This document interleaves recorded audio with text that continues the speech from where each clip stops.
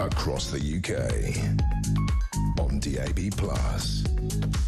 on YouTube, on your mobile, and on your side.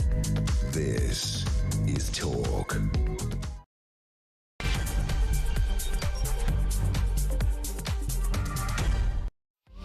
Well, a very good afternoon. This is Talk Drive. I'm Peter Cardwell. I really appreciate your company. There's so much to talk about, including the Chinese mega embassy that has been approved in London. The Liberal Democrats say it's Keir Starmer's worst decision. It's interesting because there's a war of words on a number of foreign policy issues. The Chagos Islands, for example. Donald Trump saying that was a stupid decision by Keir Starmer. We're also talking about Greenland as well for another day. We'll talk to a Labour MP in just a minute or two about China as well. He's concerned about that. Also, the nurse who called a trans paedophile Mr. and refused to call him Miss. Well, guess who's been accused of problems with that? Yes, of course, it's the nurse herself. She says her Christian faith meant that she couldn't call him a different gender, and why should she? Well, now she's on the ropes because of that. We'll talk all about that. We'll talk about the Beckhams as well. I don't know if you've seen these messages from Brooklyn Beckham. They have lit up social media. He says he no longer wants to be in contact with his family, David and Victoria. So we'll see what the latest is on that and actually how you deal with that, how you actually unpack such a big problem within your family. What do you think about all of this? 0344 499 1000 is the number to call. You can text me 87222 with the word talk in your text. You can tweet me at talkTV, follow me at Peter Cardwell. Send me a voice note, less than a minute, please, if you would, to the main number. You can also send me a WhatsApp text message or give me a ring, all on the main number, 0344 499 1000. So much to discuss between now and 7 o'clock. Plenty to discuss. Stay with us here on Talk Drive.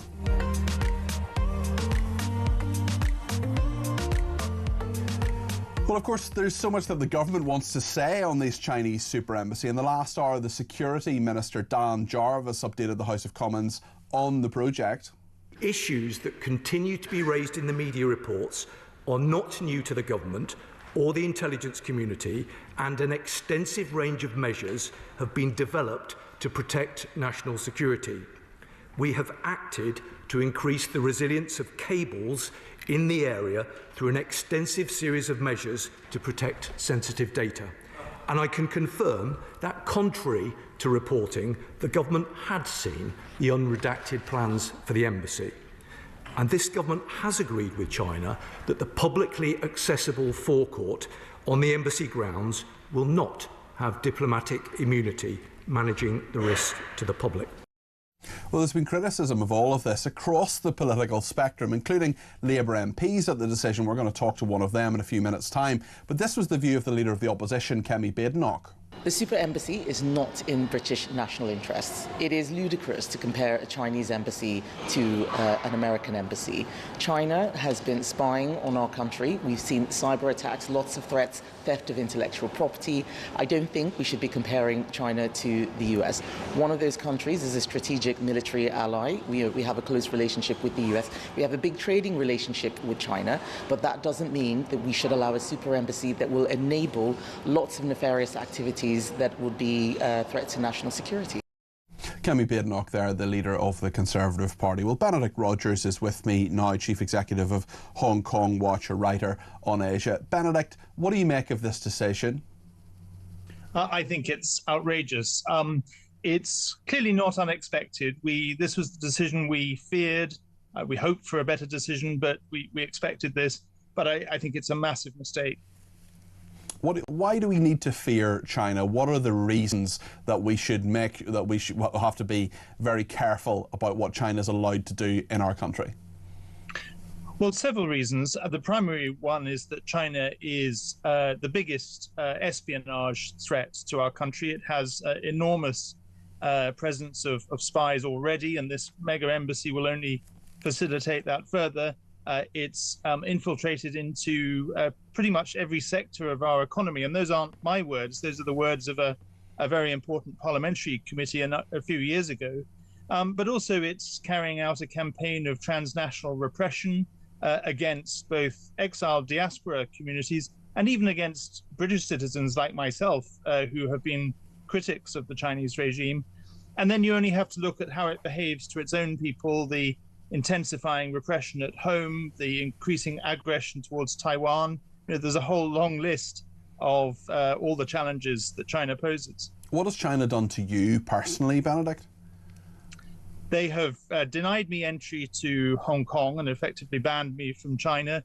They've sent threatening letters, dozens and dozens of them, to my home address, to my mother's address in another part of England. They threatened me with a prison sentence in Hong Kong. And they've also sent anonymous threatening email addresses. There was one particular visit I made to Canada where I had an email address that indicated that whoever was sending it knew exactly the name of my hotel. That must be very intimidating to you, Benedict, and you're not the only person who China has intimidated. Of course, there are many of them. When we see China's influence, when we see what they're trying to do in our universities, for example, that is, they're seeing this in a very long-term way, aren't they? Yes, absolutely. That's the thing that makes China so dangerous, is that they're, in some ways, I mean, apart from the more obvious things like threatening letters, in many ways they're more insidious, somewhat more subtle at times, and definitely they have a long-term plan to co-opt, coerce, infiltrate, and buy influence. And tell us how they do that. Well, if you think of university campuses, for example, there's a huge amount of Chinese funding that universities have now become dependent on, whether that's funding for research projects or in particular the fees that come from large numbers of Chinese students. Now, no one, I think, should suggest that we shouldn't have Chinese students in our campuses. We shouldn't discriminate against people on the grounds of nationality, but we should be much more careful about checking the backgrounds of those students and protecting our academic freedom and freedom of expression. So where there are cases of intimidation, of shutting down research projects, as happened at Sheffield Hallam University last year, another academic at University College London was also taken off the course she was teaching because of criticisms from China. We should be much more vigilant guarding our academic freedom. Tell us a bit about what the government is saying and what your reaction to that is. Dan Jarvis, we heard the Security Minister there saying to Parliament in the last hour or so where things are, why they believe that they are fine. They've seen the unredacted plans. There are questions, of course, about a secret room that is very close to cables that that are very important for the City of London and lots of other reasons too. So just tell us your analysis of what the government has done here and why you believe they're naive. They're being. How do you feel they're being influenced? Why do you think they've come to this decision? I think clearly they're conscious of all the criticisms. Even though they've made this decision, they're aware that there are a lot of voices across the political parties. There was a massive demonstration on Saturday, so they're obviously trying to reassure people that they are taking the security concerns seriously. But I do think that they're naive. And by the way, no one is suggesting that China shouldn't have an embassy, or indeed that it shouldn't have a new embassy. Mm-hmm. It's just this particular location, the size of it, the site, it being located on a very historic strategic site, and of course these cables. And I note that MI5 has said, of course, they can't absolutely guarantee that they can protect against Chinese espionage. I think the reason the government's found itself in this position is, firstly, Keir Starmer wants to go to China. He's putting doing business with China above national security. He knows that trip couldn't go ahead unless he approved this embassy. And also, unfortunately, he's in a very difficult position because the Chinese are threatening our own embassy in Beijing. They've several times cut off the water to the embassy. It's in a bad state of disrepair, from what I understand. It needs to expand. So the government obviously felt it had to approve this embassy in order to do what it wants to our embassy in Beijing. I think they could have found another way, but they haven't. But those, I think, are the considerations they're taking into account. The historic and strategic nature of this site, or something you've mentioned there, Benedict, tell us more about that. Why is it historic, and why? Well, obviously it's in the Royal Mint, and the building and the area is very important, but strategic as well. Just explain that to us. Well, obviously it's just across the road from the Tower of London and Tower Bridge.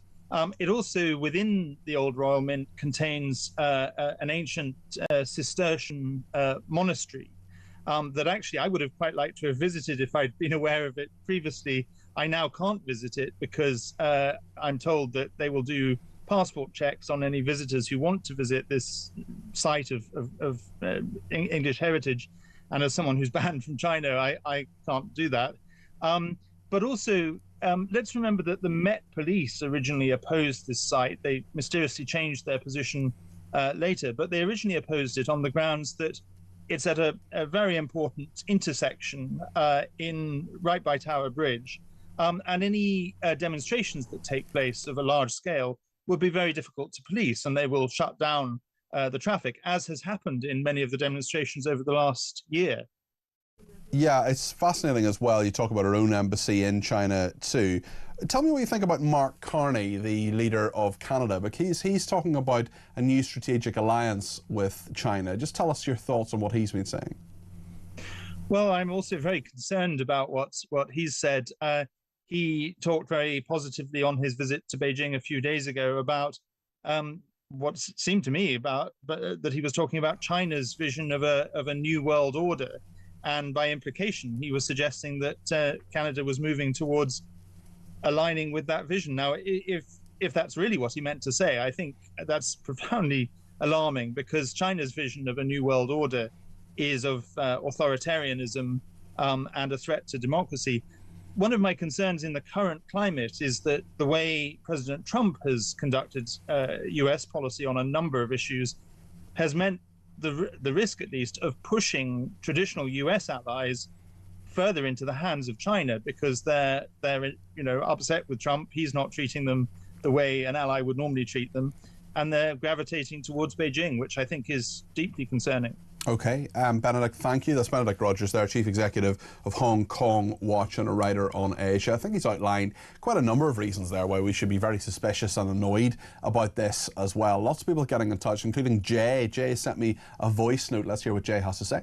Peter, it's an absolute disgrace that there's certain people on the left, only a few that I've heard, saying, oh, China should have a super embassy here. These are the same people that oppose things like anything to do with slavery, which we know certain things go on in China. Just look at the Uyghur Muslims. Where's the protests? Where's the marches? And they're happy for them to have a super embassy here. Something is not right. Someone is making a lot of money out of this and the Chagos deal, and it absolutely stinks. Jay, I think you've a lot of very good points there, and we talked about pro-democracy activists in Hong Kong. We talked about the Uyghur Muslims, people who are being enslaved and treated appallingly by China. But trade, of course, is incredibly important, and maybe that trumps human rights. It'd be very interesting to ask Keir Starmer about that. Blue is in touch from Surrey. You're very welcome to the programme. What would you like to say? Oh, hi, Peter. Yeah, just a very quick one. All I'd like to know is what tradesmen are going to be able to work on this building? I mean, I can't believe the Chinese will allow British tradesmen. I know it's an existing building, but there's plenty whole over. Well, there'll be a lot. You're right. There'll be a lot of refurbishment to do. Yeah, exactly. Well, they'll pick those people very, very carefully, I'm sure. Exactly. Yeah, but will they be allowed? I bet they bring Chinese people in, Chinese tradesmen, because they won't allow our guys to see what's going on in these new builds down underneath, basement level. 20 rooms identical for who knows what. I mean, I just don't get it, because if you employ loads of British tradesmen, they're going to see exactly. Although the government has said they've seen the unredacted plans, they're happy that the plans are okay to be approved. Well, maybe, but do you think the Chinese will stick to that? Well, they would have to for the application to be approved. But inspectors to go in and inspect what. Well, it's a very good point. It's a very good point. I mean, this is just got to be able to watch. I don't know about you, but this just doesn't sit well with me. No, not at all. Not at all. No, because it's adjacent to underground vital fibre optic cables, Yeah. et cetera, et cetera. And why do they need a bloody great, they don't need a huge, great embassy. They do need to have an embassy. They should have diplomatic representation. Of course, oh yes, most definitely. But how big does that have to be? And as I say, our inspector's going to go down below underground and say, I want to see these all these the buildings that, according to your drawings, say that there's going to be this building here. I want to see it. I want to tick it off the list so I know exactly what's going on. But I can't believe they'll do that. They'll close ranks and get Chinese builders in and inspectors in, do it all, because they'll say we own it, it's our piece of land, it's got nothing to do with you. You can't look at it at all. But there we go. I think that may well happen. Is your name really Blue, or is that just a name you give yourself? Yeah, no, BLU. It's on your birth certificate as BLU. Well, no, it's a lie, actually, no. I used to row. Basically, I used to row. My name's Gordon. I used to row 5 and an 8. 5 is called the engine room, and Thomas the tank engine, called Gordon, is the blue engine. Ah, right, okay. About 40 years ago, and everybody that I rowed with... And nobody calls you Gordon anymore? No. In fact, I almost feel like changing it because I got married as Blue. And you got married as Blue? Wow. Yeah, so it's stuck, basically. Do you know anybody whose nickname is Gordon? A blue engine's called Gordon, that's about all. Well, that's about it. Listen, thank you, Blue, and sorry, I really appreciate you giving me a call. And he said, yeah, that is my name. It's like, is that your birth certificate? No, my birth certificate is Gordon. So I did interview someone many, many moons ago, 15 years ago, called Blue Noddings in Northern Ireland. She said that was her name, so I had to believe her. Anyway, Graham has been in touch and says, why doesn't the government just let the Chinese share the MI5 building? Yeah, I don't think that's going to happen. Dan says, afternoon, Peter, I feel as if I'm living in a parallel universe. Is it me, or is the government more friendly towards China than our oldest ally, the USS? Utter madness, Cardi P, and I want to get off the world. Betty says, I had the misfortune to work near or hit some fancy cables in London in the past. £50,000 per hour, and the planning and prep to get there is 18 months. So something fishy is going on. Margaret in Birmingham says, Starmer goes against everything that he knows the people do not want. When he visits China, he should stay there. One word describes this weak, useless leader is spiteful. Remember, the first thing he did was cancel Rwanda. Lots more to talk about. We're going to talk to Sir Gerald Howarth, the former Conservative Defence Minister, about what he thinks about this, and Shay Goss as well. Shay Goss is coming into all of this because, of course, there's been a war of words. Trump has said it's a stupid decision. What do you think about all of this? 0344 499 1000. We'll be with Sir Gerald in just a minute's time. Stay with us.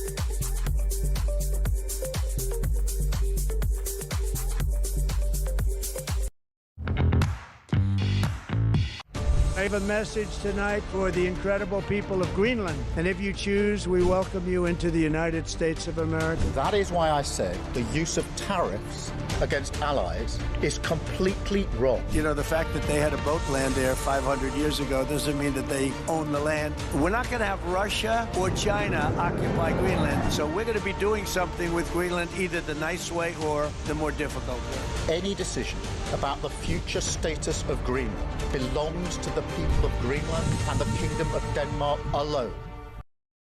Across the UK, on DAB+, on YouTube, on your mobile, and on your side. This is Talk. Thanks to everybody who's been in touch on Twitter. Bob in Surrey says if the UK was building the Chinese embassy, it would take 10 years, but if China are doing it, it'll take 10 months. L says it's an absolutely shameful decision. I am beyond disgusted. A couple of other ones have come in as well. Lots of messages coming in too. I'll read those in a second. Sarah Jane Davey says it's an absolute joke. Keir Starmer needs to start listening to the security services and to the electorate. Well, the security services, actually the head of MI5 put out a letter saying it's okay. Since the general election, Labour have forgotten, Sarah Jane says, just how much they need us all, our cooperation, taxes and votes. Hashtag Uyghur Muslims, hashtag Free Tibet. Jacqueline says, Peter, by allowing the super embassy to be positioned where it is, do you think we will now see a lot of companies leaving the square mile and leaving Canary Wharf for the safety of their own financial future? Those are two obviously big areas of finance and big companies in London, of course, the financial centre of the UK. Well, I want to talk a little bit about that with Sir Gerald Howarth, but I mainly want to talk about Chagos, because this morning, shortly after Donald Trump's explosive tweet on Chagos, the Chief Secretary to the Prime Minister, Darren Jones, tried to defend his boss. I don't think Britain should be embarrassed or humiliated at all, quite frankly. Diego Garcia, which is a small island that was part of the British Empire, was having its sovereignty challenged by the Mauritian government.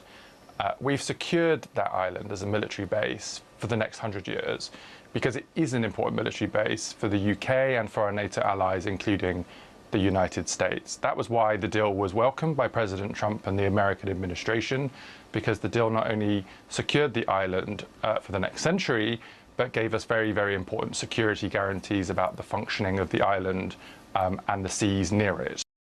Well, the Shadow Business Secretary, Andrew Griffith, was also speaking this morning. He agreed with Donald Trump. Well, I don't agree with President Trump on everything, but on that I absolutely do. It's a terrible deal. Conservatives have opposed this from the very beginning. The idea that we give sovereign UK territory to Mauritius, a country thousands of miles away that has never had responsibility for the Chagos Islands, and that hard-pressed British taxpayers would have to pay. It is a terrible deal. The government should think again, and Conservatives have been saying that since the very start.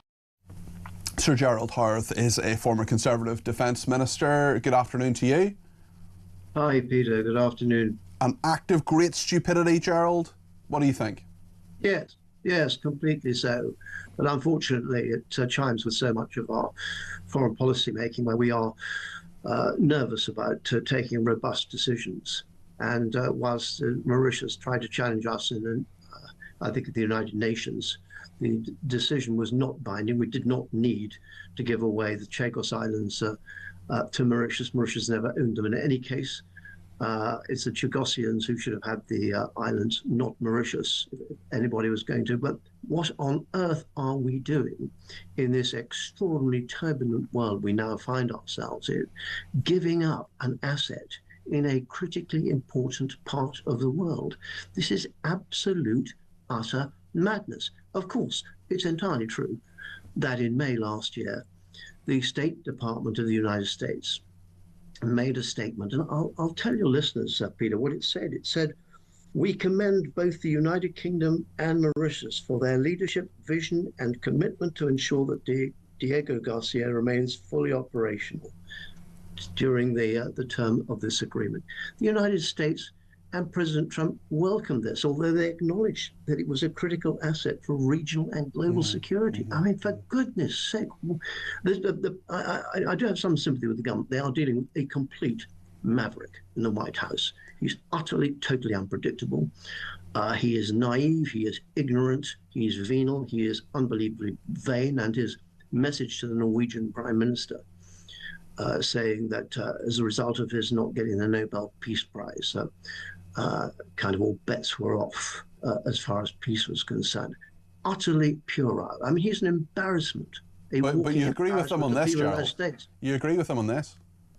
Well, I agree with what he said now, not what he said last year. Yeah. I wonder as well within that, I mean, does it not ring a bit hollow when we're hearing Keir Starmer talking about the fact that he believes the Greenlanders should have the right of self-determination when the Chagosians didn't? Okay, they haven't actually been on the islands for 60 years, but they were forcibly removed from there. And if they're in Mauritius and even suggested that the Chagos Islands were actually UK sovereign territory, that could land them in prison.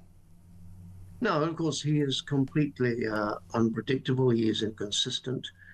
And the idea that the people of Greenland should be taken over by a property developer who's become president of the United States. I mean, it's just unbelievable that we have got ourselves into this situation. And of course, but do you agree with me that it doesn't sit well? It's contradictory. You might argue hypocritical to say that one set of people deserve their right of self-determination, but others don't. Absolutely right. But this man just is completely all over the shop.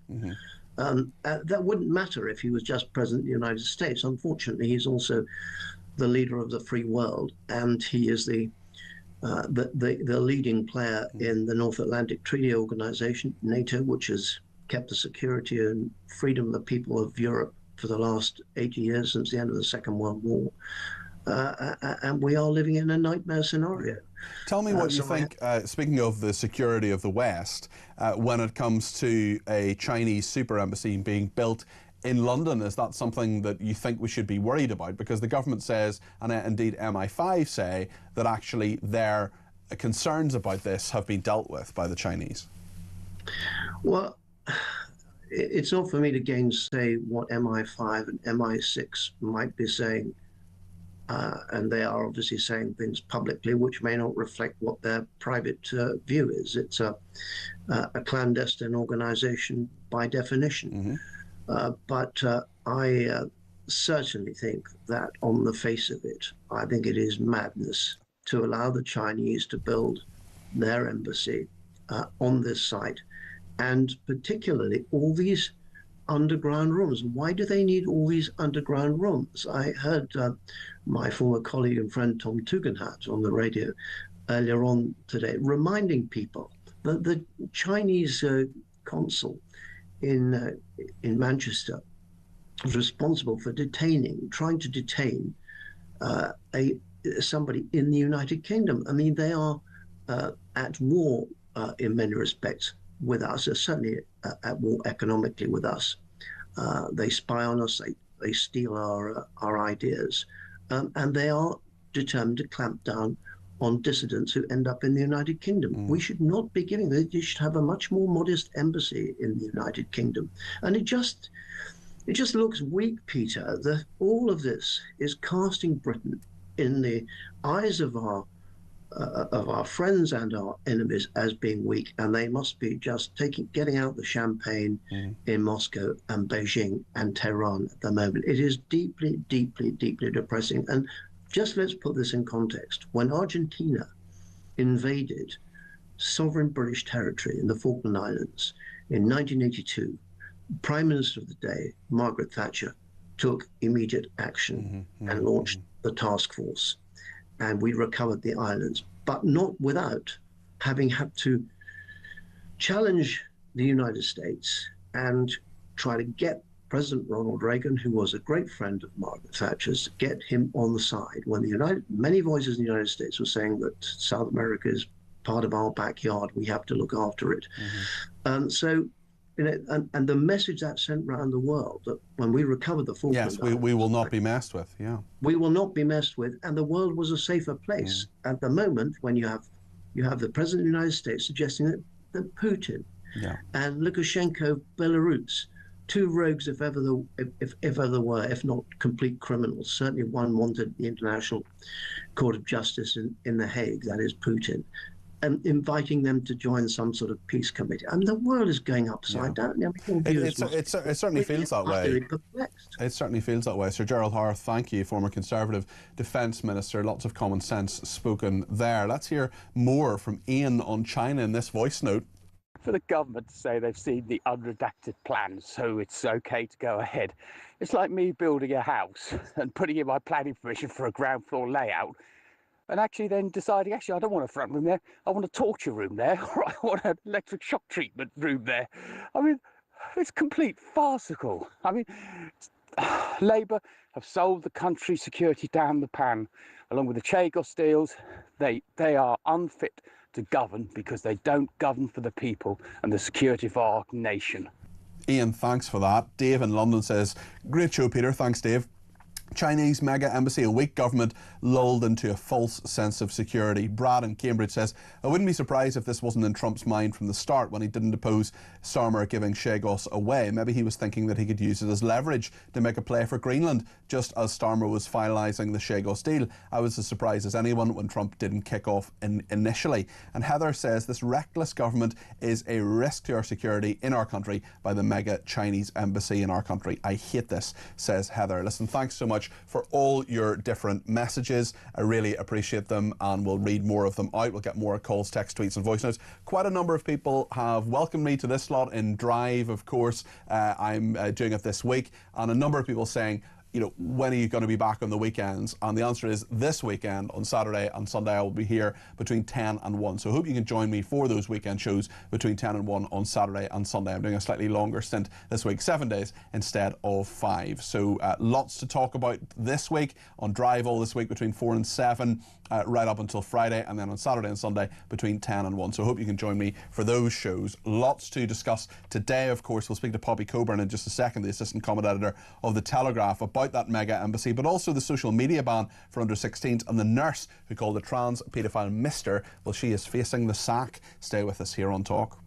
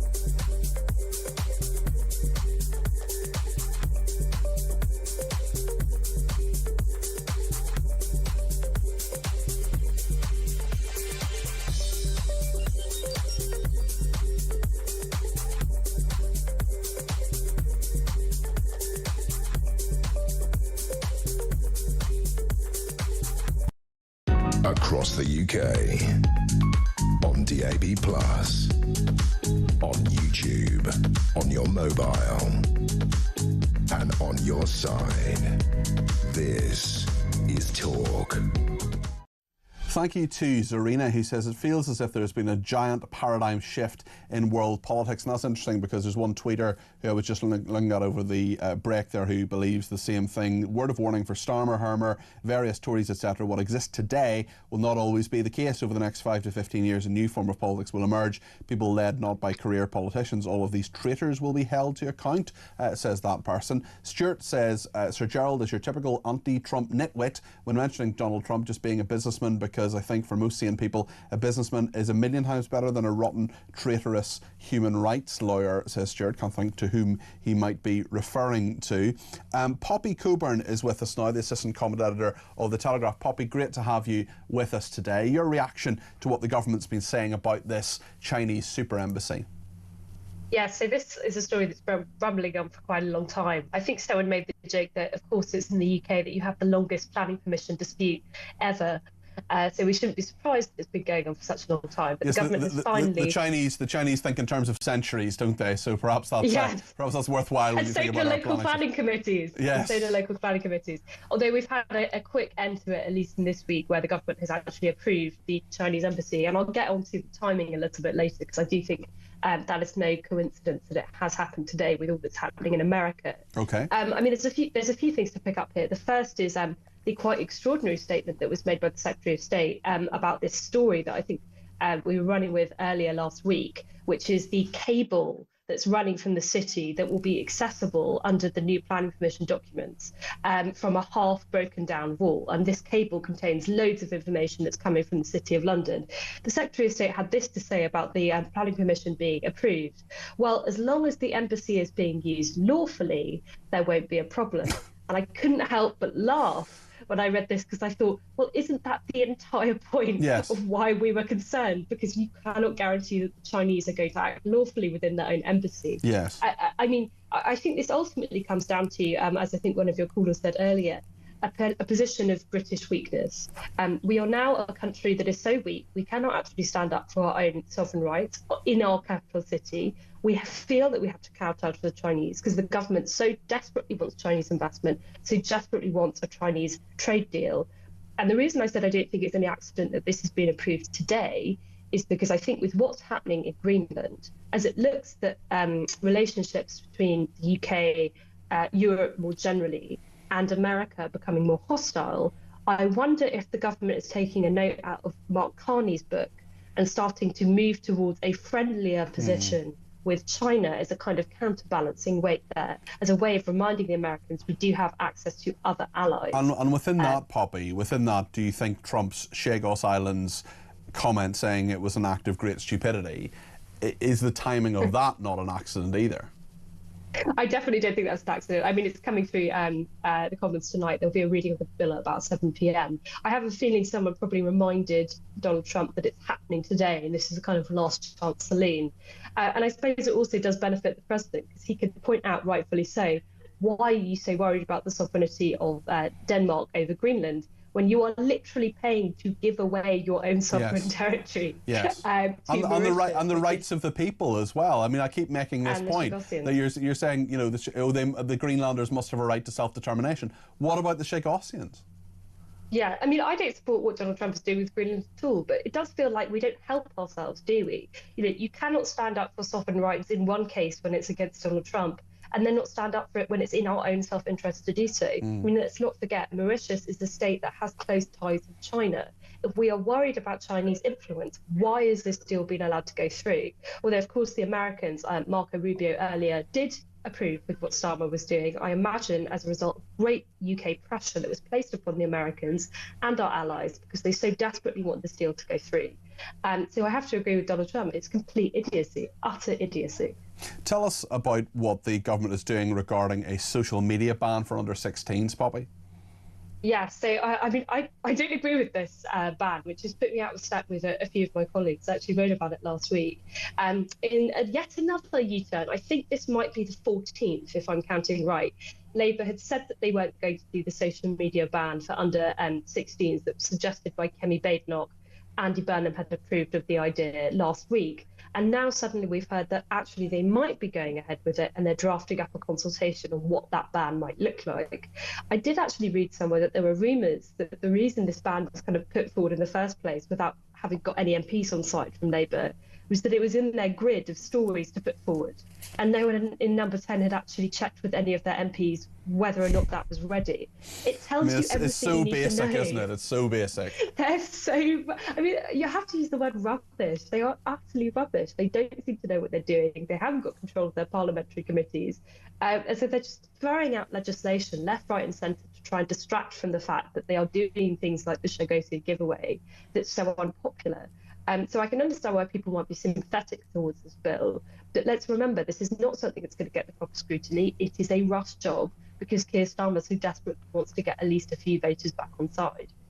We should get some verdict a little bit later on this nurse who is called a trans paedophile Mr. because he's a man, but she is facing the sack as a result. Just take us through this story, Poppy, and your thoughts on it.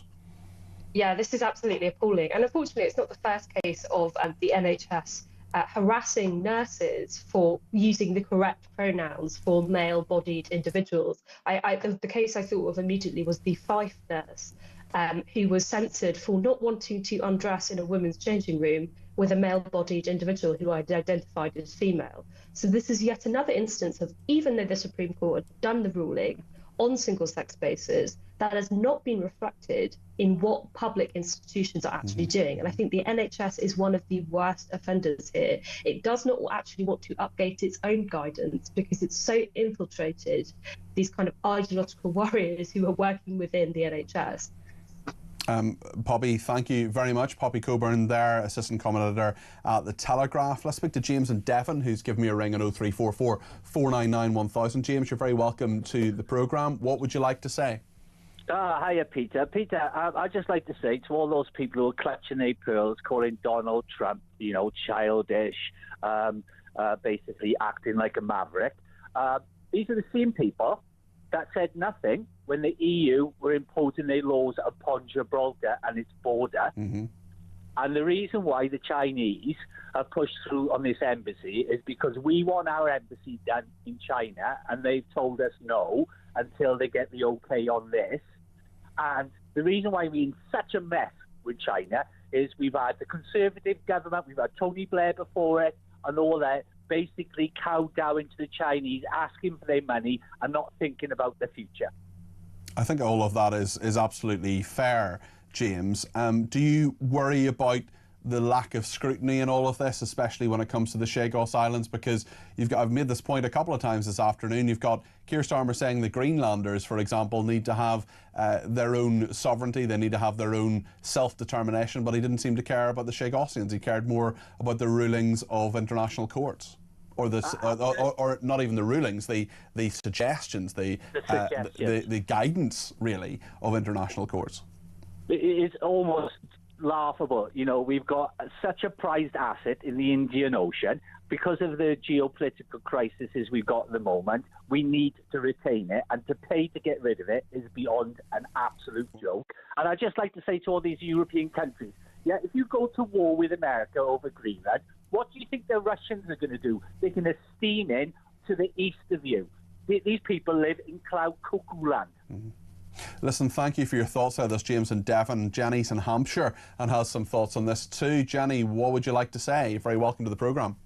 Oh, hello. Yeah, simply, I mean, the whole issue, the Chagos Islands, the Chinese embassy, everything they're doing is so out of order. It's nothing. They're not doing it. There's nothing I can see in sight they're doing for the British people. They can't stop the migrants. They want them in. That's why they're not stopping them. Chagos Islands, those people don't get to say who and what, but Greenland do, and so does Denmark. So this is double standards. And we've got a government is not only just arrogant, they're just plain stupid, and they're not for the people of this country. And I'd like to see the whole lot of them just taken out, get rid of. The last lot were bad. This lot is just 100% worse. I don't think they've got a grey cell that works between any of them. I think a lot of people feel the same way, Jenny. Listen, thank you for your call. I appreciate that. Frank from Bradford, not Bingley, he says, surely we only have to look at how China have behaved in Hong Kong after signing a deal. They will move into Chagos in no time. David in the Cotswolds says Trump wants Greenland because of safety issues regarding China, and Starmer says it is up to the people of Greenland. Trump says giving away Chagos is madness, and Starmer disregards the people of Chagos. And in the meantime, Starmer lets China build a super embassy over a prime spot in London. One question, whose side is Starmer on? I wish Trump would invade us and save the government from itself. I do not want an invasion. Thank you very much, David. Another David, this time in Beaconsfield, says you only have to look at what's happening in Hong Kong to see China can't be trusted. Great show, as always, says David. And on the caller we had earlier on, who's called Blue, but his name's really Gordon, Ian says the keyboard player in the Bee Gees is called Blue Weaver. How deep is that? As deep as your love, Ian, I would argue. Anyone else with funny names, funny nicknames? Let us know. Keep them clean. The one I particularly enjoyed was there was a man called Wayne Bruce, and his nickname was Man Bat. Stay with us here on Talk Drive.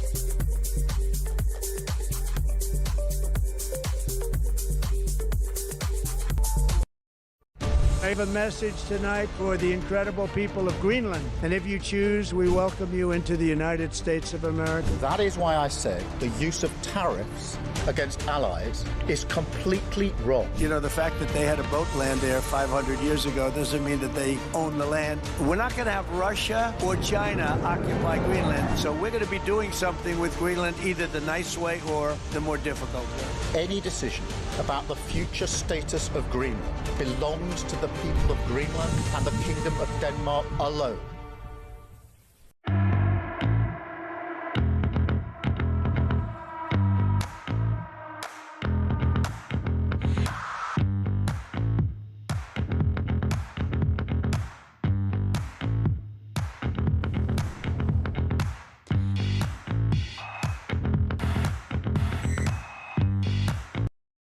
Across the UK, on DAB+,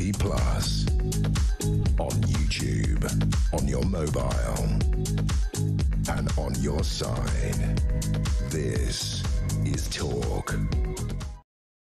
Thanks to everybody who's been in touch. One person says, please explain why Denmark has a God-given right to own Greenland, a country thousands of miles from Denmark. Well, they don't necessarily, but they do at the moment, so we'll see what happens. Dawn in Chelmsford says, allowing the Chinese super embassy will enable Starmer to play the big world leader when he visits Beijing. The Chinese can't believe their luck. And Elisa in Chelmsford says, I was extremely concerned by what Benedict Rogers shared with us on China. I can't help feeling that something very sinister is going on.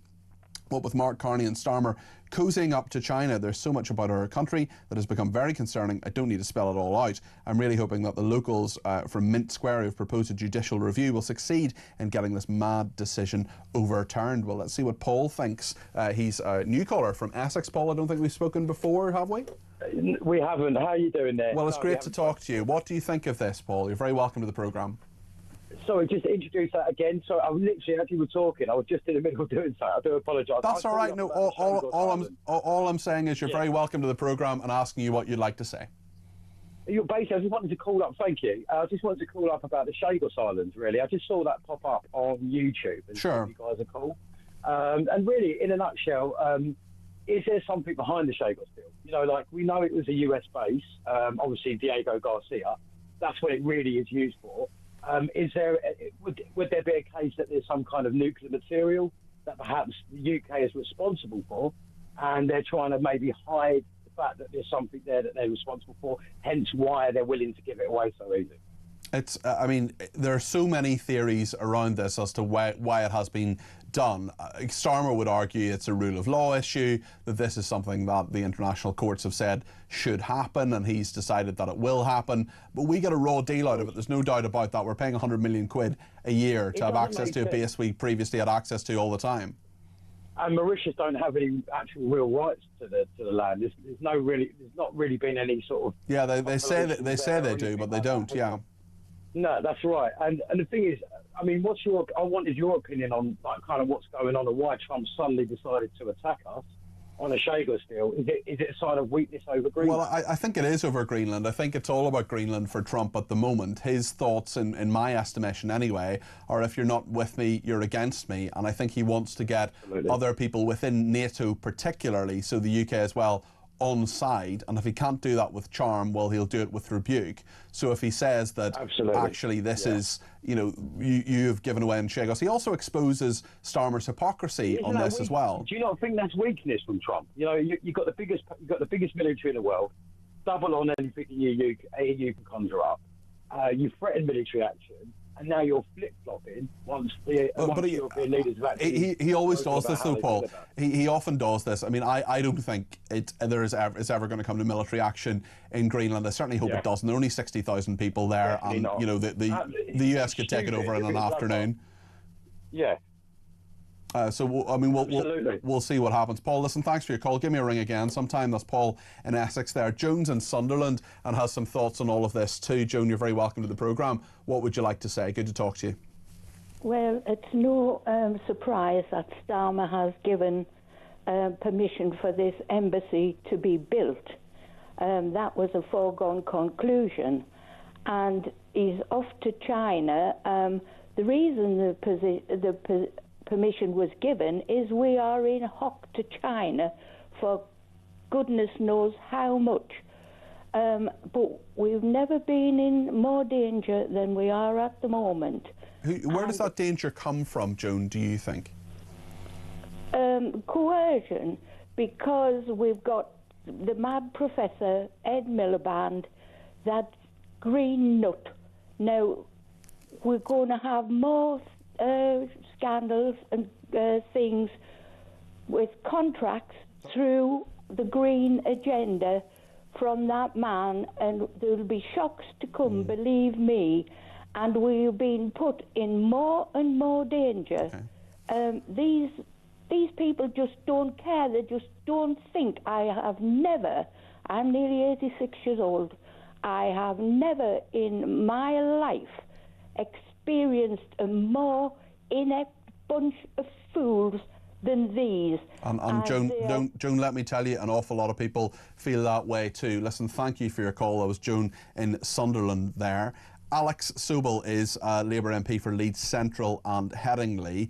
Alex, thank you very much indeed for joining us this afternoon. I want to start with the Chagos Islands because a lot of people are talking about this today. A lot of our viewers and listeners very annoyed with Keir Starmer. They believe that Donald Trump, who when he said it was an act of gross stupidity, may well be right.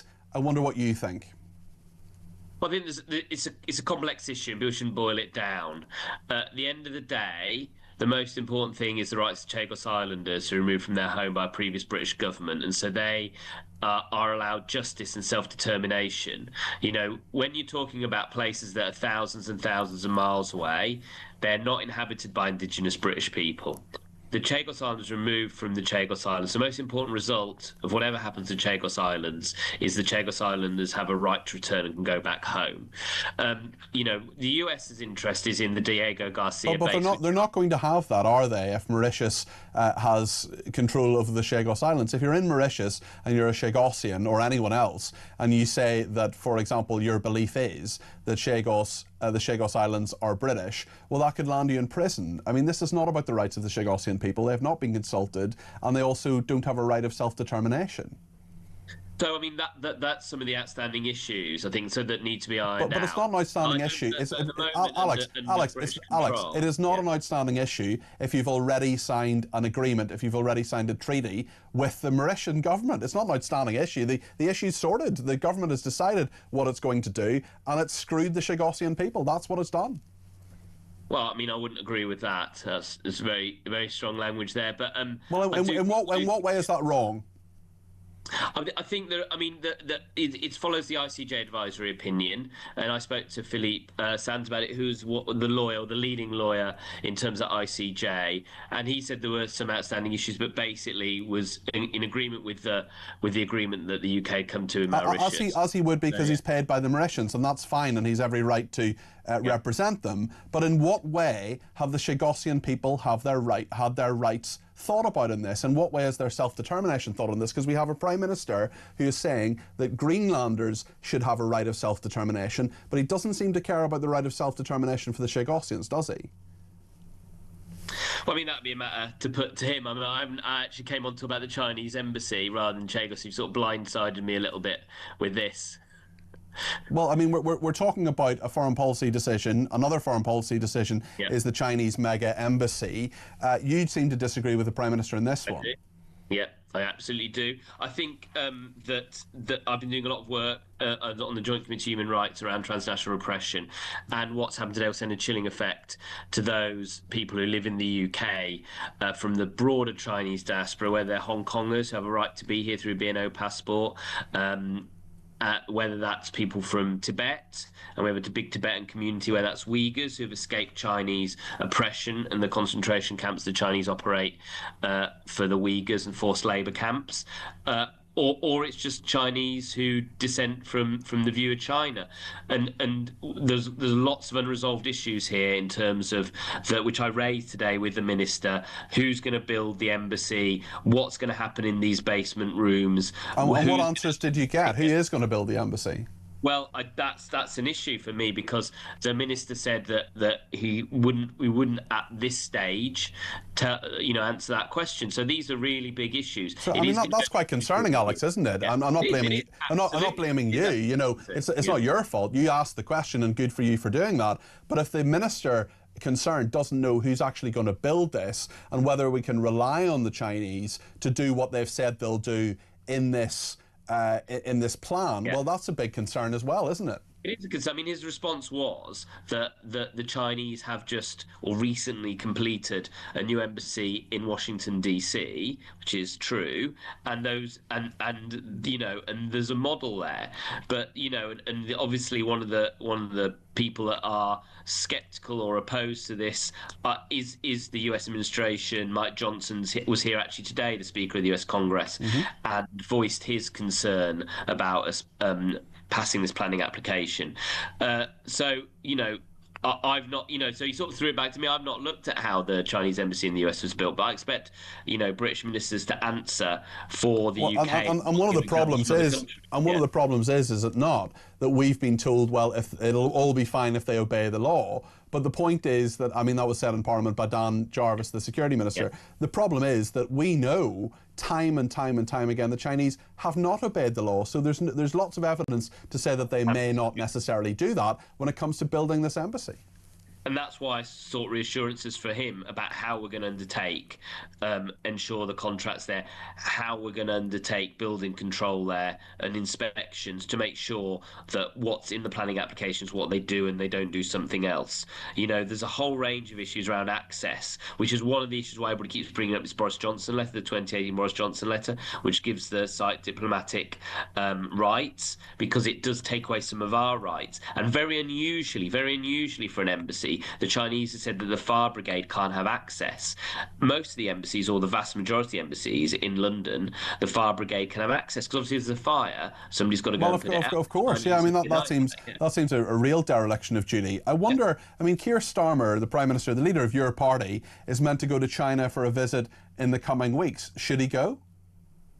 Well, I think that there's certain things that I'd like to see resolved before he goes. And first of all, Jimmy Lai should be released and sent back to the UK. He's a British citizen. So a British citizen had effectively a trumped-up trial in Hong Kong and has been sentenced to effectively what's the rest of his life in a Hong Kong prison. And we've been very clear that we don't accept the judgment, we don't accept the way the trial was conducted. So the Chinese, knowing there's a state visit, should release him and send him back. And I think that would be a minimum for me, would be to see Jimmy Lai returned. So if that doesn't happen, will you be calling on the Prime Minister not to come or not to go to China? I think I've already said, I can't remember if it's on public record or not, that that I'm very sceptical about this visit, and I understand, we have to be realistic about this. China's, probably particularly in terms of industrial production, is the world's premier producer of goods, and we all use Chinese goods. There can be no denying that. But that we have to put national security interests ahead of economic interests, and we have to put human rights interests ahead of economic interests as well. Okay, Alex, thank you for your time this afternoon. I appreciate it. That's Alex Sobel there, who is the Labour MP for Leeds Central and Headingley. What do you make of what he had to say there about both China and the Scours Islands, the two big issues we'll be talking about this hour, and we'll continue to in the next hour as well? 0344 499 1000 is the number to call. You can let me know all of your thoughts. You can text me as well on 87222. Lots to discuss in the next hour here on Talk Drive.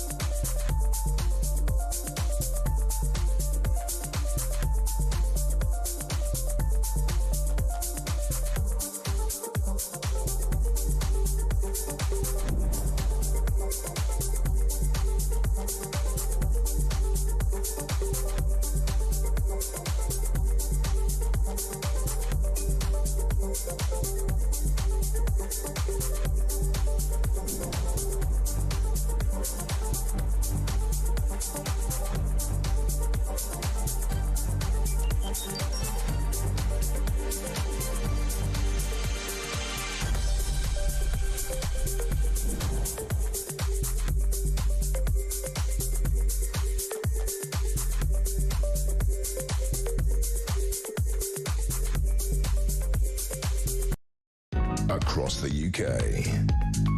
On DAB+, on YouTube, on your mobile, and on your side. This is Talk.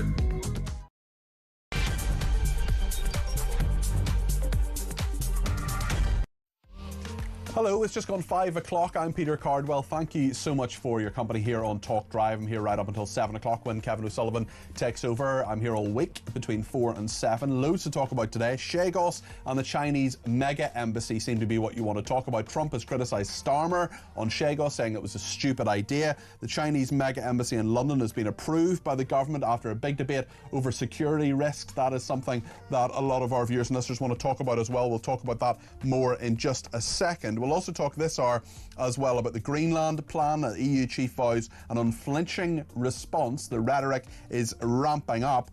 Also, Brooklyn Beckham, yes, really, I am talking about this. He has put out this extraordinary series of allegations against his family, against David and Victoria. I'm sure you've maybe seen it going around social media. I'll be talking to Lucy Beresford about how on earth you deal with that. Some of the allegations, hijacking the wedding, that he doesn't want any further contact with them ever. It's really, really quite concerning and really quite serious for that family anyway. And also, when you see this happen in public too, it reminds me a bit of Meghan and Harry, to be brutally honest. Lots to talk about. 0344 499 1000 is the number to call. You can text me 87222 with the word talk in your text. You can tweet me at talkTV. Follow me at Peter Cardwell. You can send me a voice note, less than a minute, please, to 0344 499 1000. Same number for calls, same number for talk WhatsApps, for WhatsApp text messages, I should say. So thank you to everybody who's been in touch. There's loads to discuss here on Talk Drive. Stay with us.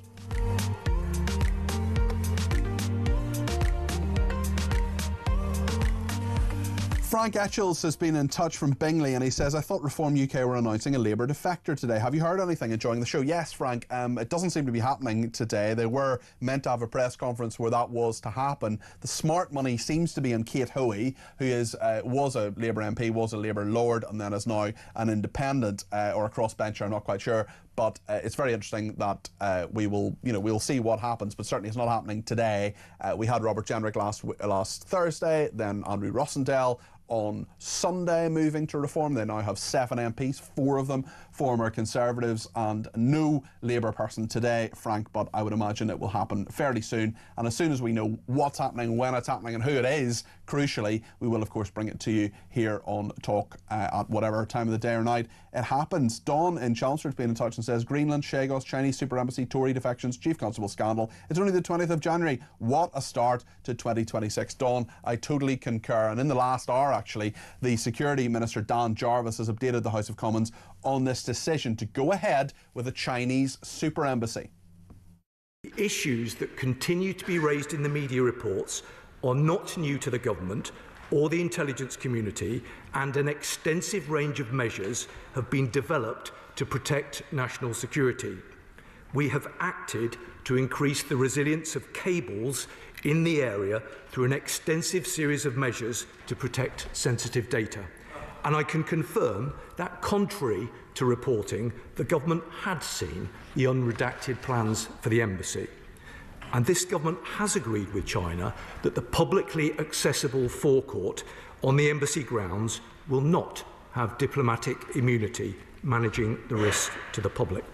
Well, there's been criticism across the political spectrum. We actually heard a Labour MP, Alex Sobel, just before the break there, criticising his own party on this. There's also been criticism from the Conservatives. The leader of the opposition, Kemi Badenoch, said this. The super embassy is not in British national interests. It is ludicrous to compare a Chinese embassy to an American embassy. China has been spying on our country. We've seen cyber attacks, lots of threats, theft of intellectual property.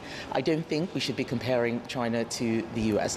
One of those countries is a strategic military ally. We have a close relationship with the US. We have a big trading relationship with China, but that doesn't mean that we should allow a super embassy that will enable lots of nefarious activities that would be threats to national security.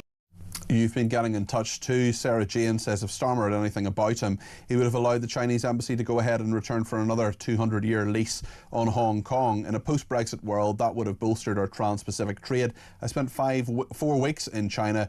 Don't go, says Sarah Jane. And another person has been in touch as well, Mick in Leeds, who says, great show. The situation about the Chinese embassy, has anyone considered how the Chinese residents of London and the rest of the country feel? These people could have fled China and may now be living in fear. Well, certainly Chung Ching Kwong knows about that, senior analyst of the Inter-Party Alliance on China. Chung, thank you for joining me today. I really appreciate it. Tell me your thoughts on this decision. It's one that you have been campaigning against for some time. Has the UK government capitulated, or any of the assurances that they have received giving you any cause for optimism at all? I'm actually very frustrated and disappointed by this decision. And I don't think any of the assurances that's given is actually addressing the heart of the problem. If you look at what happened in the previous years, the Hong Kong protesters were dragged into the consulate in Manchester and beaten up. And nothing happened to the people who've done it. They're not even named persona non grata. And the collapse espionage case, the MI5 hacking warning that just came last year, and there are cyber attacks against our lawmakers, which they're not even notified. Like, how are we supposed to find the reassurance of, oh, these risks can be mitigated, we have plans, when they have never like successfully deal with any of these things that are reported in the media? If they can't protect anybody, how are they going to say, oh, with more people coming in, with more state employees of the Chinese state coming in, we'll be able to protect you guys, we'll be able to protect the communities here? I don't find any of those things actually very satisfying or reassuring. Why do you think the government has done this? I'd say they might feel like that they have no choice because of what is happening in the embassy in China. So they have been turning the power and the water supply on and off in the British embassy in China as some kind of bargaining mechanism to get this mega embassy. And at the same time, because the Prime Minister, Keir Starmer, is set to be going to China at the end of the month. And the preconditions of that, according to rumors online on the Chinese media and so on, is that they have to greenlight the mega embassy.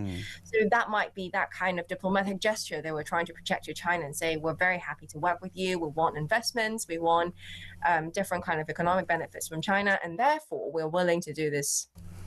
Yeah, it's fascinating because it does seem as if they've capitulated to a bully here. We have a Labour MP saying that, who was on just a few minutes ago, saying that Keir Starmer shouldn't go to China unless Jimmy Lai is released. That's just not going to happen, is it?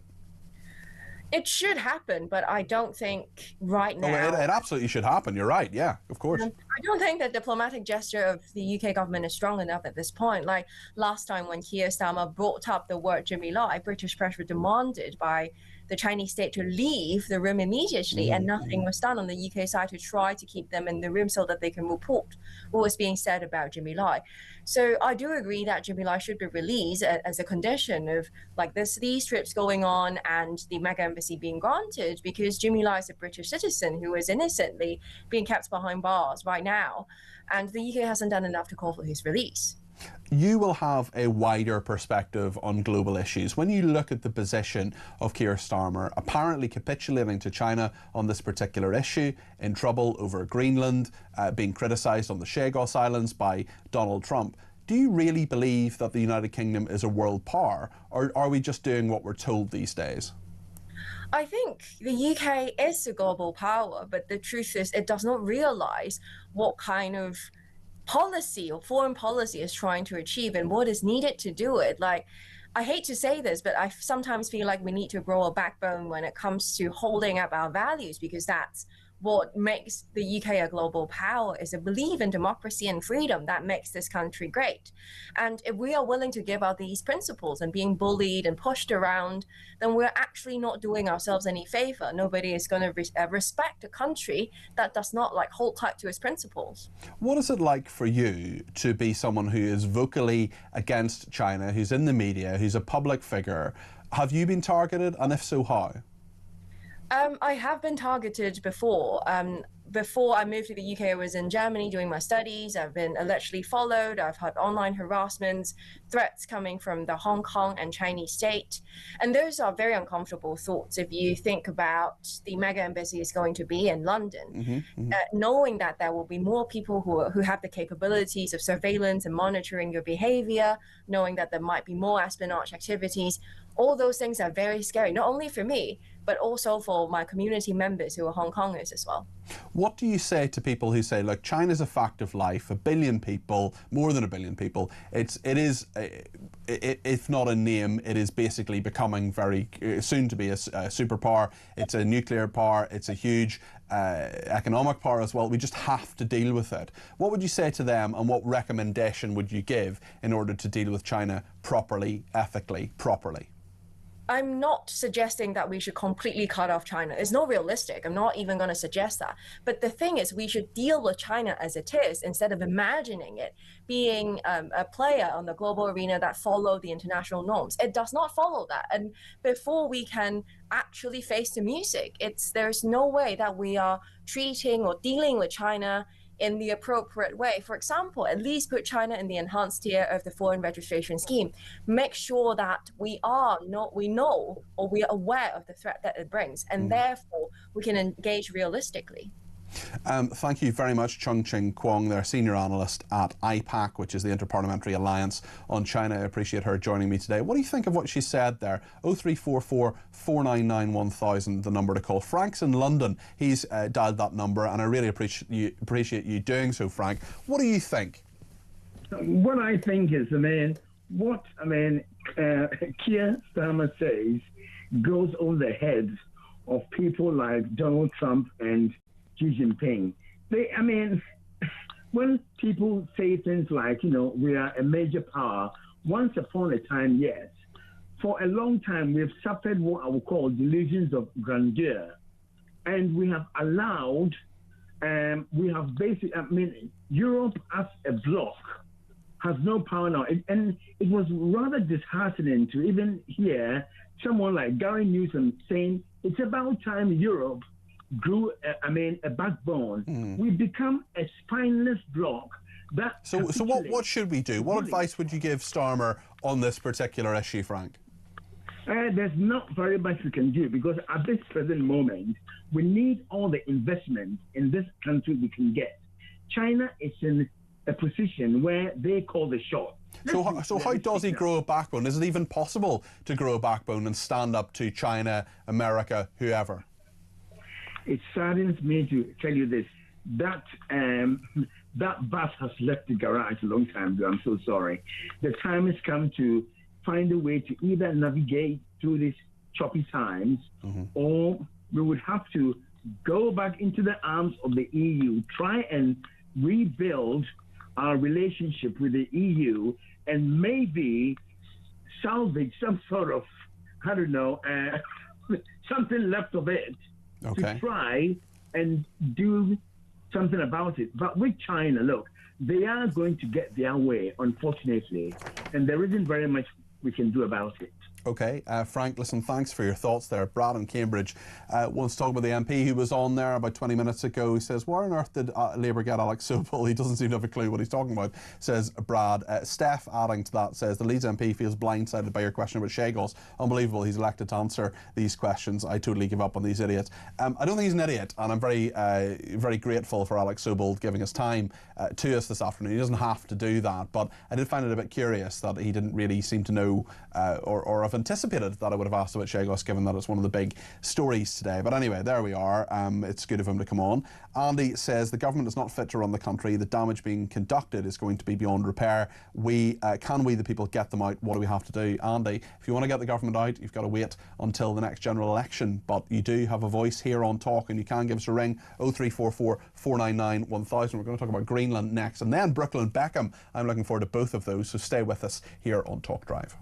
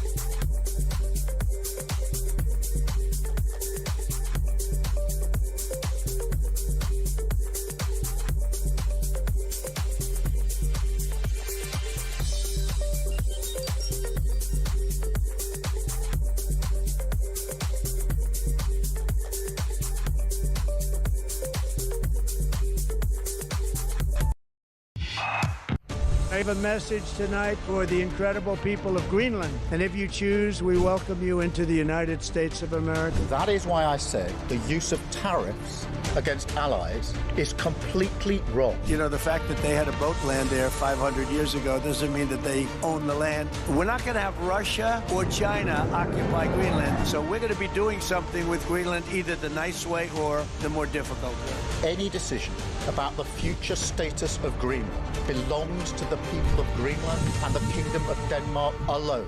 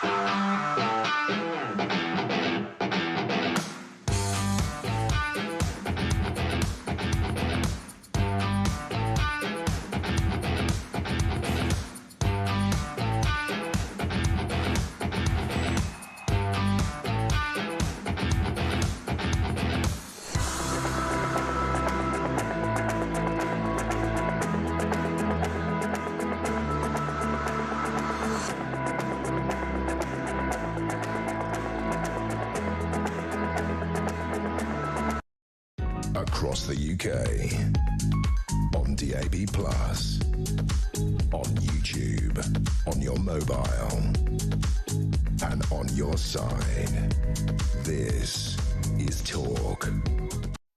I'll be brutally honest with you. When I was thinking about this week on sort of Sunday night, Monday morning, I wasn't entirely sure lots of people were going to want to talk about Greenland, but loads of people do, and the calls, text, tweets and voice notes still come in, and it just brings me great joy and gives me huge faith in the Talk viewers and listeners that sometimes I think maybe this won't be that interesting to people, maybe they won't be interested enough, but actually loads of people want to talk about it, and that's why one of the many reasons we've invited Dr. Gabriela Gricius on. She's a postdoctoral fellow at the University of Constance and a senior fellow at the Arctic Institute, which is an independent think tank dedicated to research in the many dimensions of Arctic security. Gabriela, thank you for joining me today.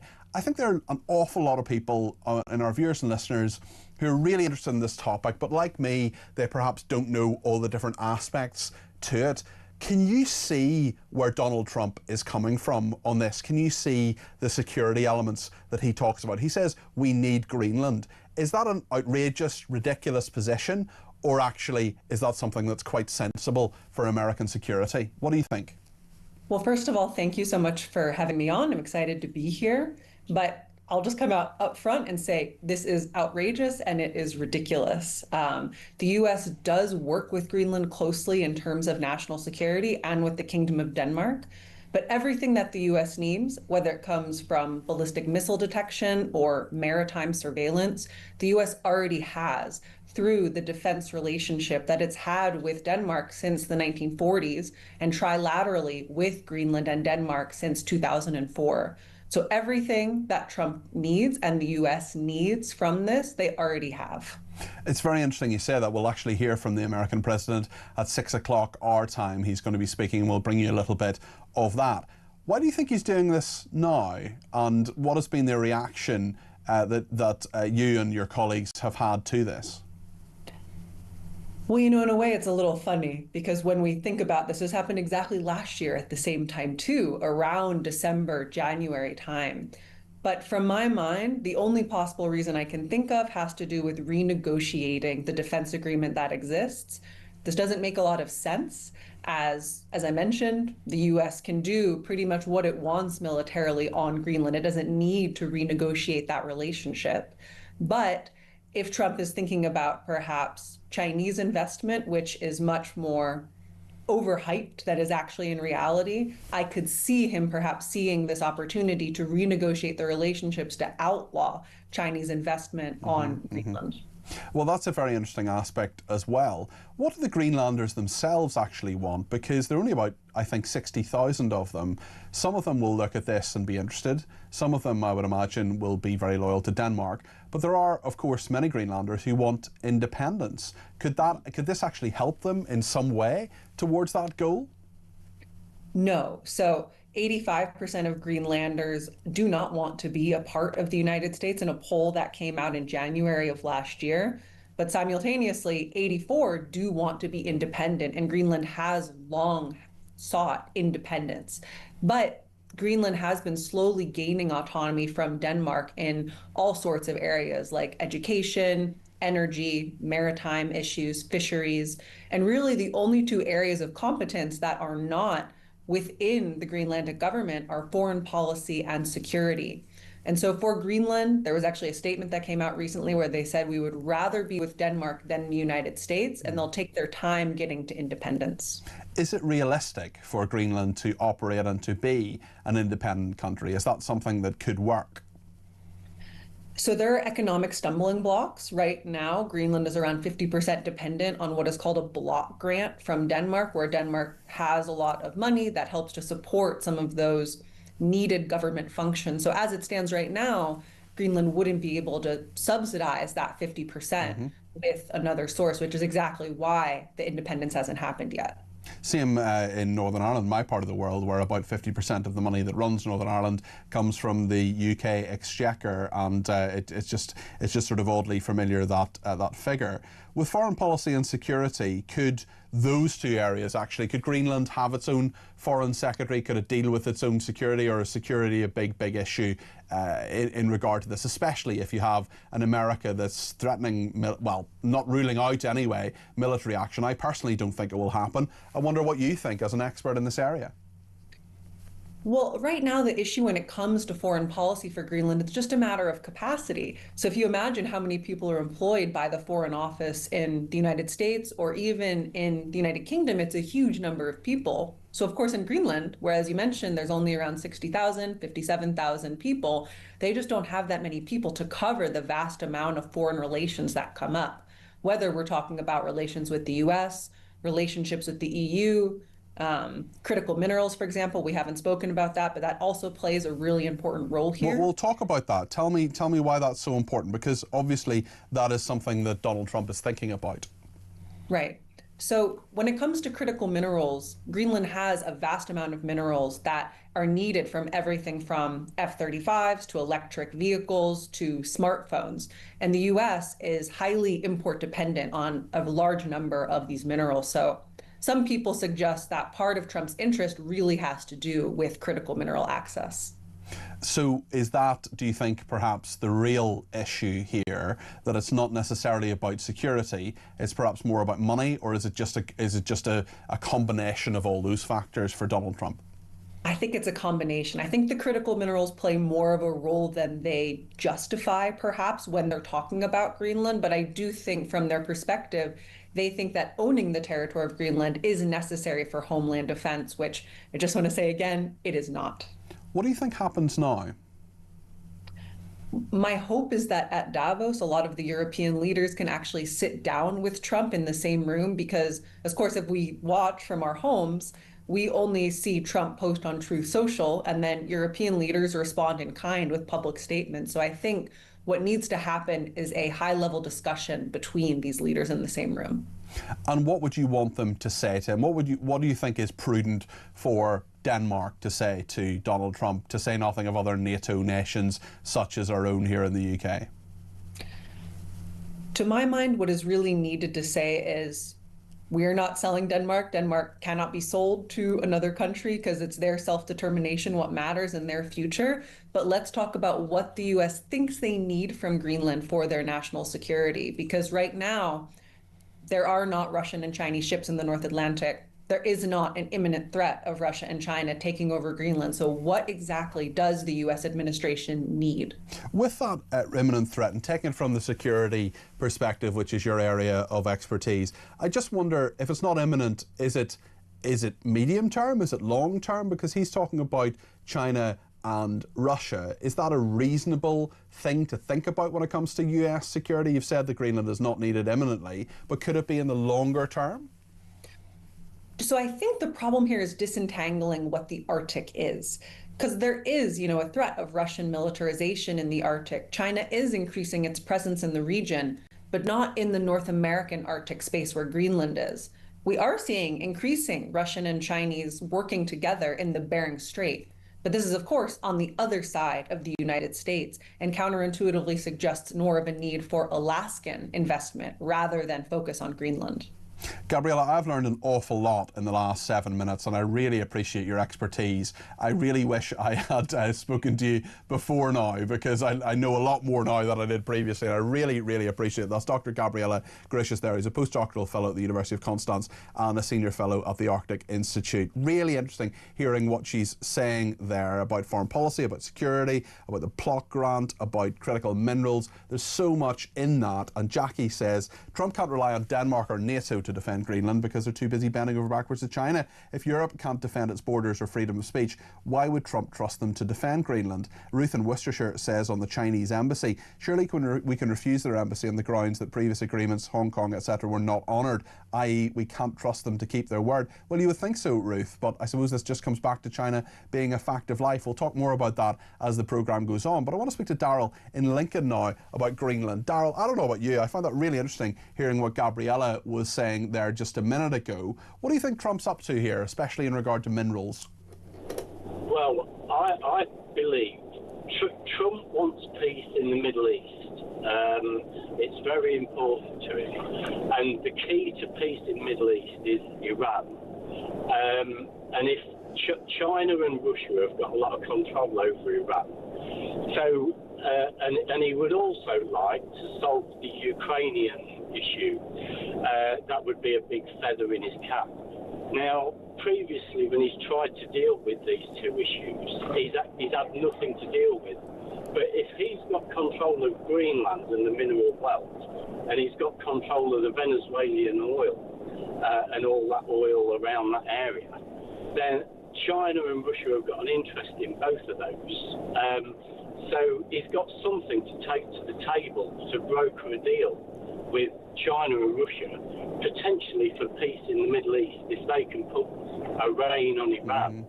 And also, if Russia agreed to pull out of Ukraine and come to some sort of a deal, a good deal that Zelensky will agree with, then Trump could say, okay, you can have some shared access to the mineral wealth in Greenland. It's very, very interesting. I mean, I think there's a lot in that, Daryl. There's a heck of a lot of moving parts here. Do you think Trump knows what he's doing, and do you think Starmer knows what he's doing? I don't think Starmer has thought that through at all, really. I don't think it's even crossed his mind.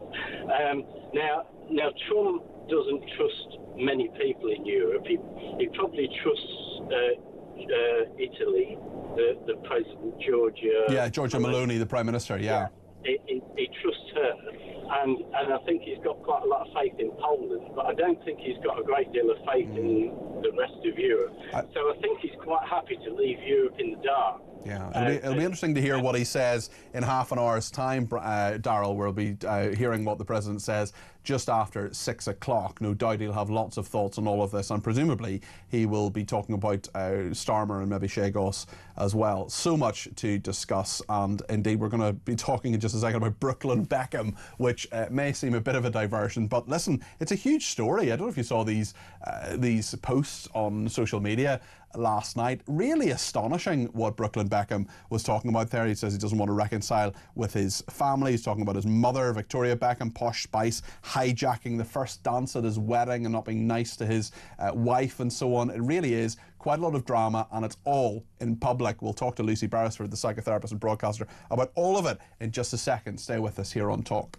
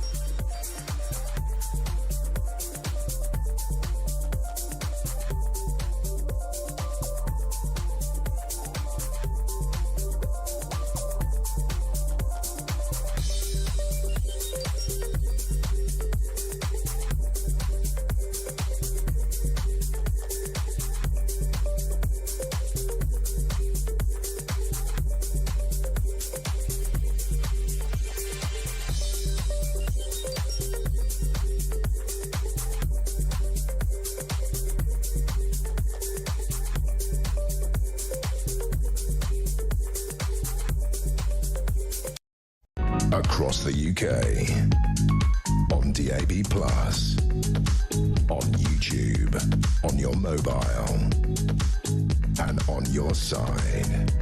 This is Talk.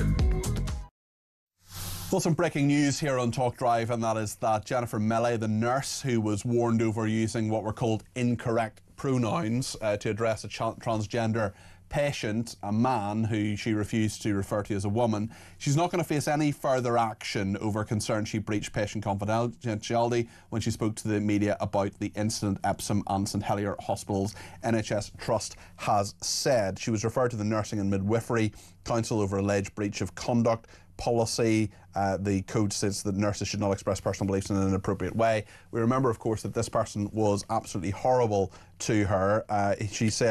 She told him, "Sorry, I cannot refer to you as her or she, as is against my faith and Christian values, but I can call you by your name." Melley then said the patient subjected her to a racially and religiously aggravated assault, lunging at her and calling her the N-word 3 times. Initially, the sympathies were with him from the authorities, but Jennifer Melley has now been told she's going to face no further action. So that is a victory for common sense. It's a well-needed victory for common sense, and we'll bring you much more on that between now and 7 o'clock. This is the nurse who was disciplined for calling a transgender paedophile Mr. was facing dismissal for allegedly speaking publicly about her ordeal. Well, she will face no further action. So that's a good and welcome victory for common sense in all of that. I want to talk now about Brooklyn Beckham and these extraordinary messages that he has been putting out on social media. He has now called Brooklyn Peltz Beckham. Of course, he is married, and he says he doesn't want to reconcile with his family. There's been so much that's been talked about. Why isn't he in touch with them? Various people have unfollowed him on Instagram and so on.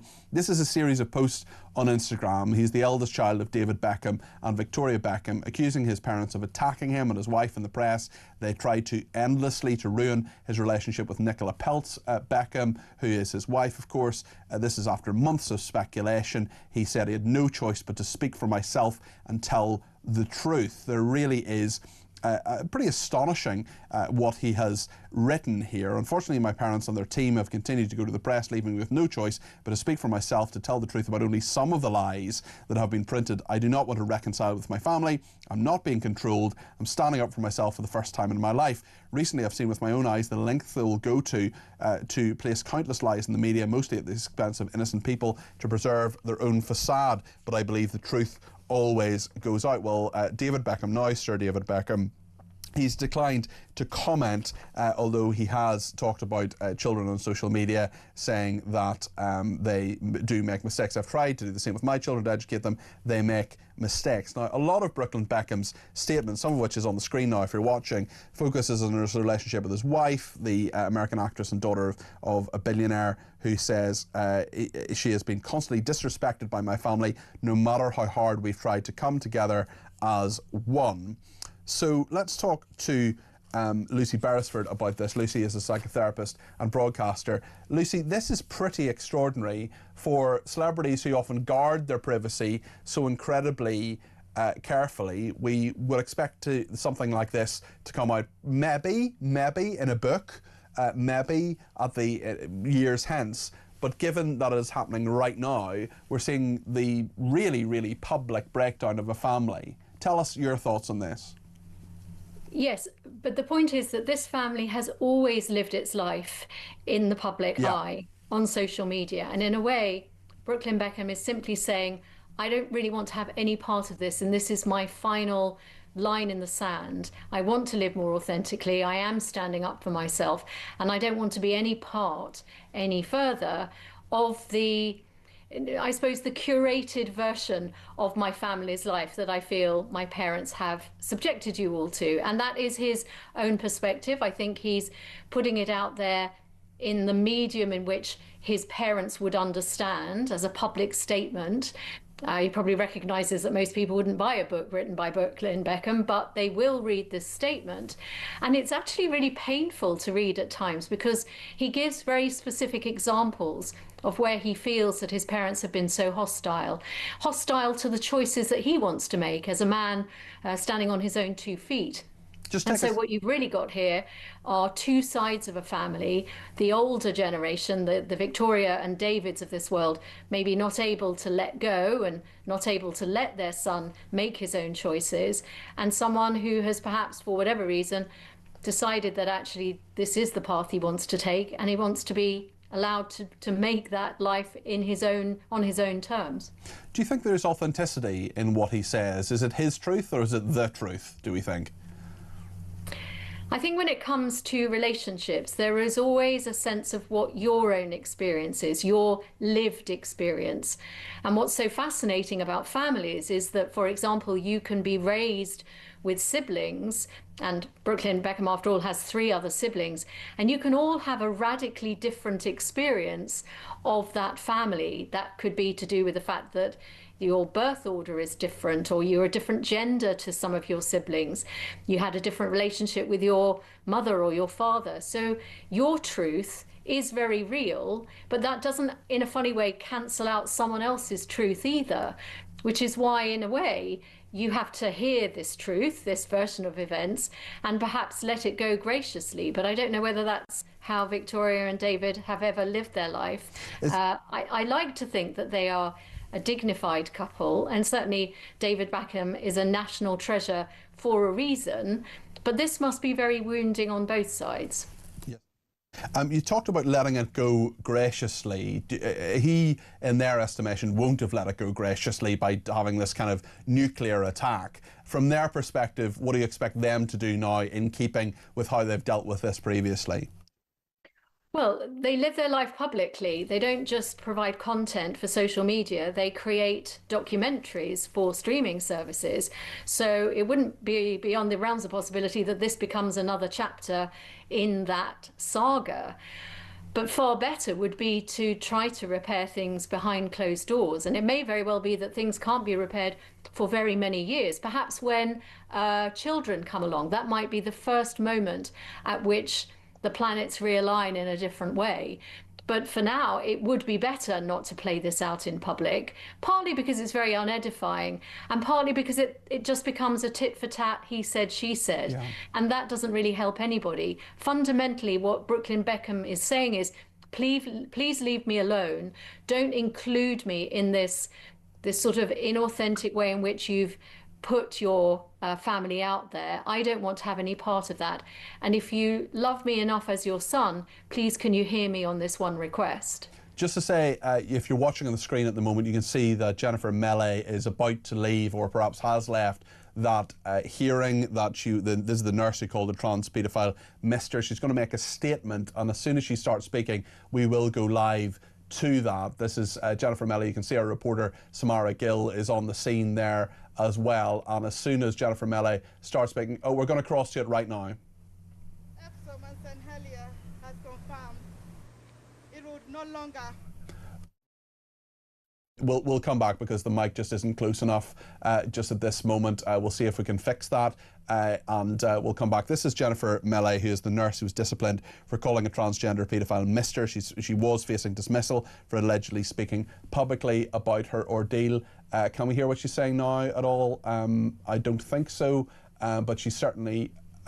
We'll leave it there. We hope to speak to Jennifer Melley before the end of the programme. Certainly she has been vindicated there. The 40-year-old nurse issued with a final written warning previously after allegedly misgendering a patient. This was a paedophile who assaulted her, lunging at her, calling her the N-word 3 times. We'll go back to that story.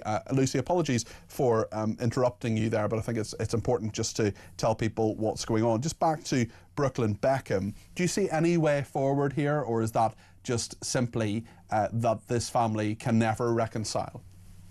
There will always be a way forward, and Brooklyn Beckham and Nicola Peltz, they are young people. They have a whole life ahead of them at which a lot of things can change. The problem will be with the older generation, really, whether they can graciously let go and come to some understanding that however they might have behaved, even if they had behaved in very good faith and as loving parents, something has gone wrong, And that relationship needs to be repaired on both sides, not just one of them. It isn't enough to say, oh, well, this is our son and we need to allow him to go off and make mistakes.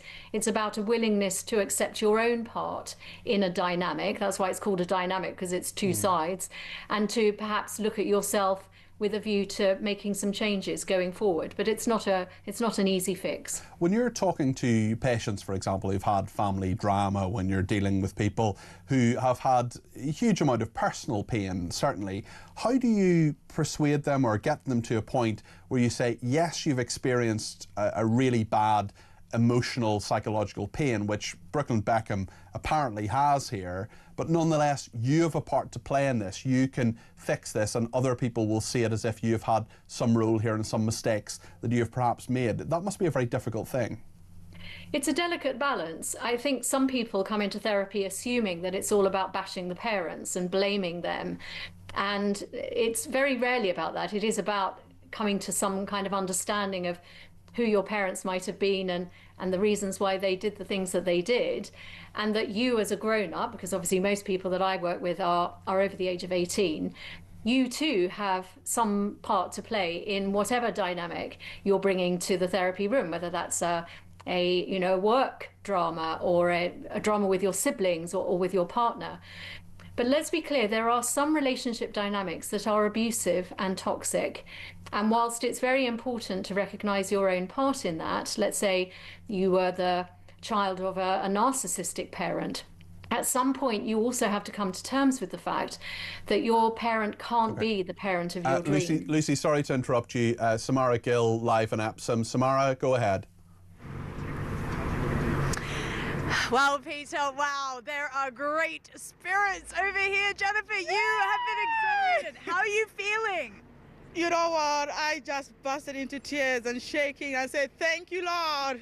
This is such an incredible moment of my life.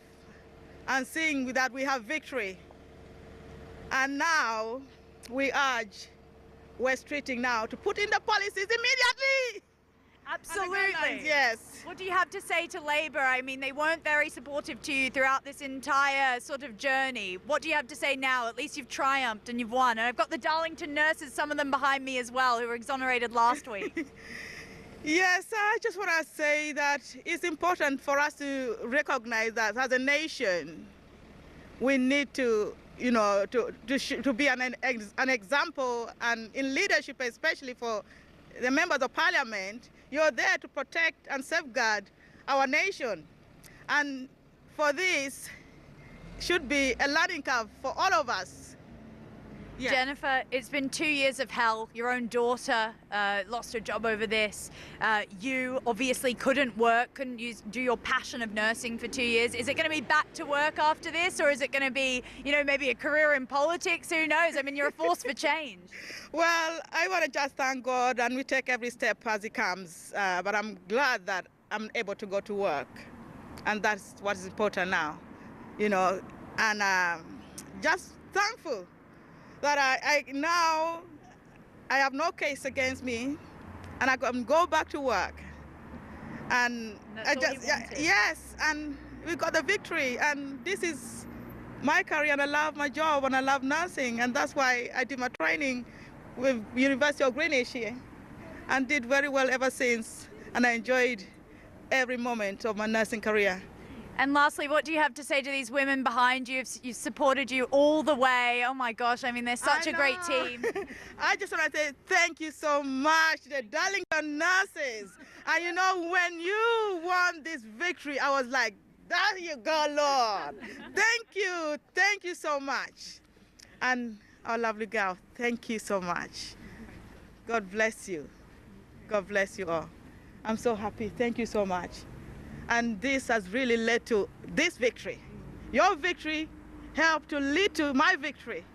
And I want to thank you so much for continued and painful journey that you had to go through to be sharing, your own space with a man that shouldn't have been there in the first place. But now we need the right thing to be done to protect and safeguard our girls, our own female spaces, yes. All because we couldn't define what a woman was. Victory has prevailed, though. It's cheers all round. Common sense has prevailed over here, and it's victory today. Thank you so much, Jennifer, and all the women behind you. Peter, thank you as well for always supporting them on this journey. You've been doing great coverage for us. Back to you. Thanks, Samara. Samara Gill there, Talks reporter down in Epsom. And what we heard there was Jennifer Melley, the nurse who called the trans paedophile Mr. because he is a man. She was warned over using quote-unquote incorrect pronouns. She's going to face no further action. She can go back to her role as a nurse. This should never have happened. A 2-year nightmare for her. She was assaulted by that paedophile, by that prisoner. And she said, sorry, I cannot refer to you as her or she. It's against my faith and Christian values, but I can call you by your name, which is a perfectly reasonable thing. She said the patient then subjected her to a racially and religiously aggravated assault, lunging at her and calling her the N-word 3 times. Well, she has been totally vindicated. She can go back to work now if she wants to. Samara Gill down with her there in Epsom, and a great victory for common sense. We're going to return to this story a little bit later on in the programme. We're going to get your thoughts on it too. Now that this has happened, this victory for common sense, Samara Gill reporting on it there. Jennifer Melley vindicated the NHS nurse who can go back to work after referring to a man as Mr. Well, you would imagine that would be a perfectly reasonable thing to do. Lots more to come. We'll take a look at the sport as well in just a few minutes here on Talk Drive.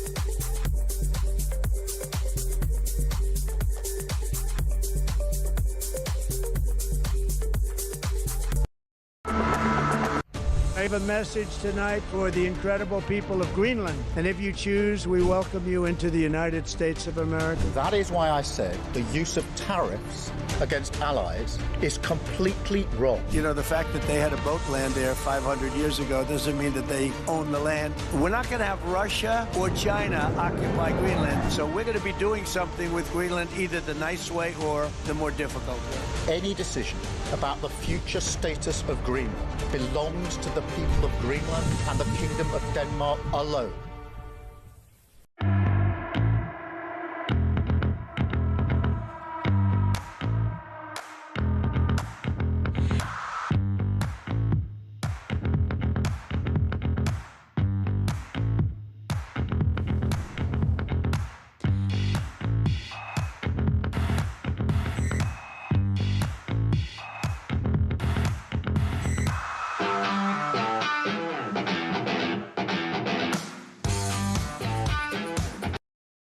Across the UK, on DAB+, on YouTube, on your mobile, and on your side.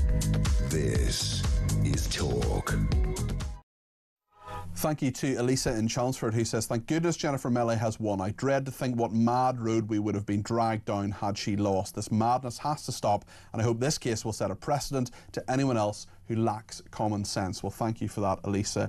Thanks to Taff in Dover, who says, without the Beckham name, Brooklyn would be a nobody. He wouldn't even be in the papers. And thanks to Sarah in Portsmouth, who says, fantastic expert in Greenland. I really thought that as well. I thought she was superb. And actually, another presenter, Julia Hartley-Brewer, has been in touch saying that was a really, really good guest. That was our guest a little bit earlier on, Dr. Gabriella Gracious. Yeah, she was really good. Fantastic expert, says Sarah. Really enjoyed her talking. Thanks for the insight. I learned a lot. Very balanced interview. Well, thank you, Sarah. That's really kind of you. Now we're going to talk about the sport. Sports news from The Sun. And Sean Custis, who's the head of sport at The Sun, is with us now. Before we get into the nuts and bolts of Thomas Frank and Spurs and Arsenal and Man City, what's your take on the great Beckham scandal?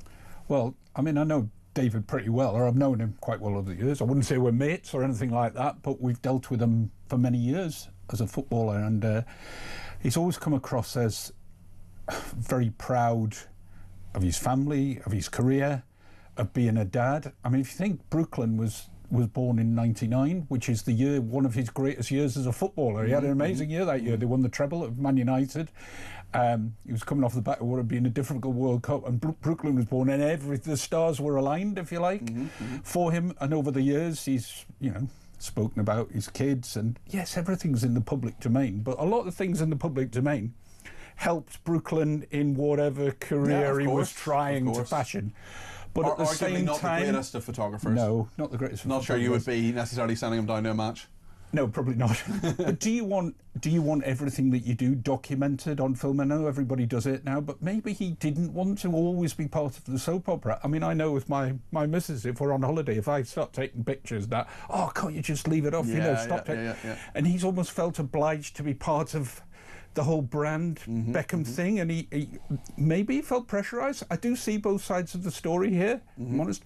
But my experience, I've not met Brooklyn before. I've met Romeo before, very nice lad, and David is, can be very good company at times. Yeah, he gets a bit annoyed and he gets a bit angry about things sometimes in his professional life, but I always found him pretty decent to deal with. You don't know what goes behind closed doors with families and that, but say professionally, very good to deal with. I hope they resolve it, actually, because I'm not one of these who's cynical about the Beckhams. I genuinely, David and Victoria have made the best of their, you might say, limited talent in some ways. David Beckham wasn't the greatest footballer in the world, but he made absolutely the best. Victoria Beckham, not the greatest singer. Who knows about fashion? I don't very much.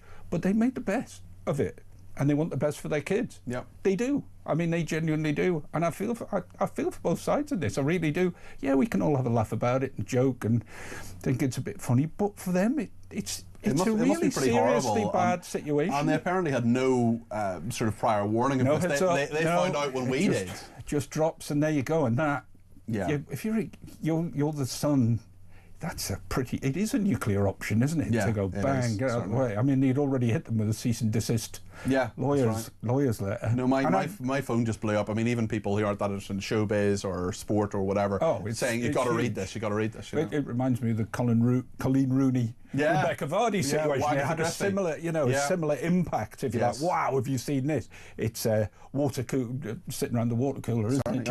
Everybody's talking about it today. Absolutely. But I hope they resolve it, because I do actually have a lot of time for the Beckhams. Good stuff. Well, let's talk about actual sport. It's another huge night for Thomas Frank and Spurs. Could it be the last match that Dean takes charge of in the North London club? Well, it was looking like it could have been. He might not have even got this one. He had the meeting with the owners yesterday, which he says was a good one, but I reckon it was a bit, reading between the lines, they haven't guaranteed him anything beyond tonight's game against Borussia Dortmund. He's got Burnley away on Saturday if he gets to that. Now, you can't lose to Borussia Dortmund and Burnley. There's no way you'd survive that. I would suggest you probably can't survive tonight if you lose to Borussia Dortmund, because the atmosphere will be so toxic. Honestly, the fans are on his case. I can't find a Spurs fan who wants him to stay. That's unusual. Sometimes, even with Amorim at Man United, there were lots of fans who thought he should stay. This one, they've not taken to Frank at all, even though he had such a good track record at Brentford in a very short space of time. He's somebody that the fans don't want. And I think they'll see tonight almost as an opportunity to get rid of him. It almost feels like they'd rather lose it, because Spurs will probably get into the playoffs in the Champions League. Whatever happens tonight, they probably will. So I'm not sure the fans are going to be on his side tonight. Meanwhile, City will be just kicked off against Bodo Glimt. Victory there, they'll get into the automatic qualifying if they win that. Arsenal as well. Arsenal they're home and host, so there's not much riding on this tonight. It's always a good clash against Inter Milan. I'm sure you'll have heard of both those teams. I've heard of both those teams. So you can see how Arsenal, yes, how seismic those two teams are. But it really, in terms for Arsenal, it doesn't matter, win or lose. Yeah. My dad was a teacher, and he often said to people, if you want to spell out words to children, you want to spell them, do it phonetically, inappropriate, put it inappropriate, nursing, put it together in different words. And he said, if you have any issue at all, little boy, little girl, whatever, in the class, come up to me and we'll spell it out, we'll sound it out together. And the first one was a little boy who came up and said, can you help me with the word Arsenal? That didn't turn out too well. Very good for him. Well, time now to find out who you could be in a chance of winning a trip of a lifetime to San Francisco. By the way, Sean Costas, head of Sport at the Sun, thank you very much indeed. Talk is giving away flights, a 3-night stay at a 4-star intercontinental hotel, and £2,500 of spending money, plus tickets to the Super Bowl to top it all up. This is how you can enter. For your chance to win, text TALK to 83338. Texts cost £2.50 plus your standard network rate. Or call 0343 418 7260. Lines close 22nd January 2026, 4 p.m. That's when you'll need to answer your phone if it rings. 18 plus, UK residents only. This is a network promotion. Full T's and C's at TalkSport.com. So for your chance to win, text TALK to 83338 now. Thank you to everybody who's been in touch, including Jason, who says that Sean should release his own line of polo shirts. Sean is usually, not always, but often in a polo shirt, and Jason in the Lake District believes that he talked about not being a fashion expert. Jason thinks that's not true.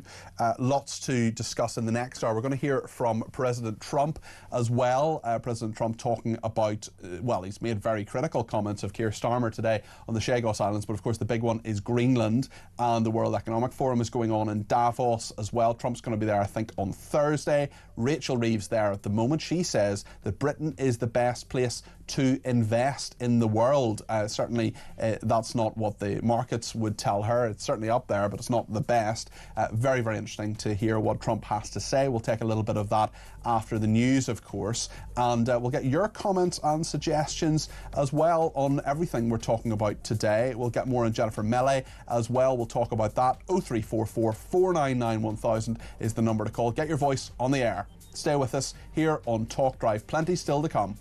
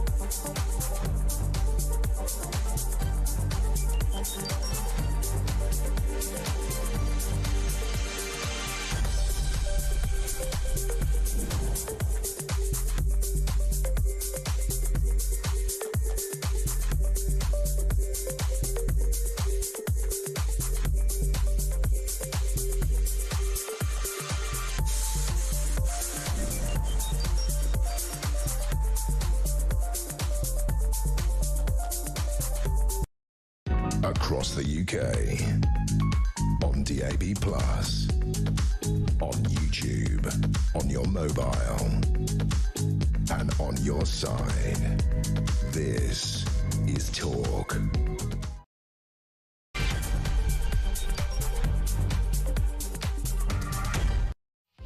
Well, a very good evening. This is Talk. I'm Peter Cardwell and you're with Drive. We're expecting to hear from the President of the United States in a minute or two. He's due in Davos tomorrow. He's been very critical of the Prime Minister. We'll also hear from Mark Francois, the Shadow Defence Minister, who's been talking about all the big issues in regard to defence, in regard to Greenland, Chagos Islands, and of course our own country as well, with China and the embassy that will now be built. This is a real issue of concern for many people. Lots of people getting in touch about that. Also, Jennifer Mele has been speaking to us briefly. She has won her case. She can go back to being a nurse. This is someone who called a paedophile, who wanted to be called a woman, simply said, "You're a man. My religion, I can't call you anything other than a man, but I can call you your name." And he then responded by assaulting her and calling her the N-word 3 times. She is a black woman, and she has spoken to us briefly. Lots of people getting in touch about that. Patrick in Nottingham saying, "Hi, Cardi P, I love Jennifer, who has been vindicated. How sad a nation we have become." Another person says, "What a legend. That lady is the start of common sense. We need to be a bit more like Jennifer," says Louise. What a wonderful lady. We'll make sure we talk about that in more depth in a few minutes' time. So many different stories this evening. We'll also find out what's in the sun between now and 7 o'clock when Kevin O'Sullivan takes over between 7 and 10. So much to discuss. I want to discuss it with you. 0344 499 1000 is the number to call. You can text me 87222 with the word talk in your text. You can tweet me at talkTV, follow me at Peter Cardwell. You can send me a voice note, less than a minute please. You can send me a WhatsApp text message, or you can give me a ring, all on 0344 499 1000. The President is getting ready to speak. We will of course bring that to you live from the White House. We'll talk to Mark Francois as well, and we'll get your views on all of it. 0344 499 1000. Stay with us here on Talk Drive.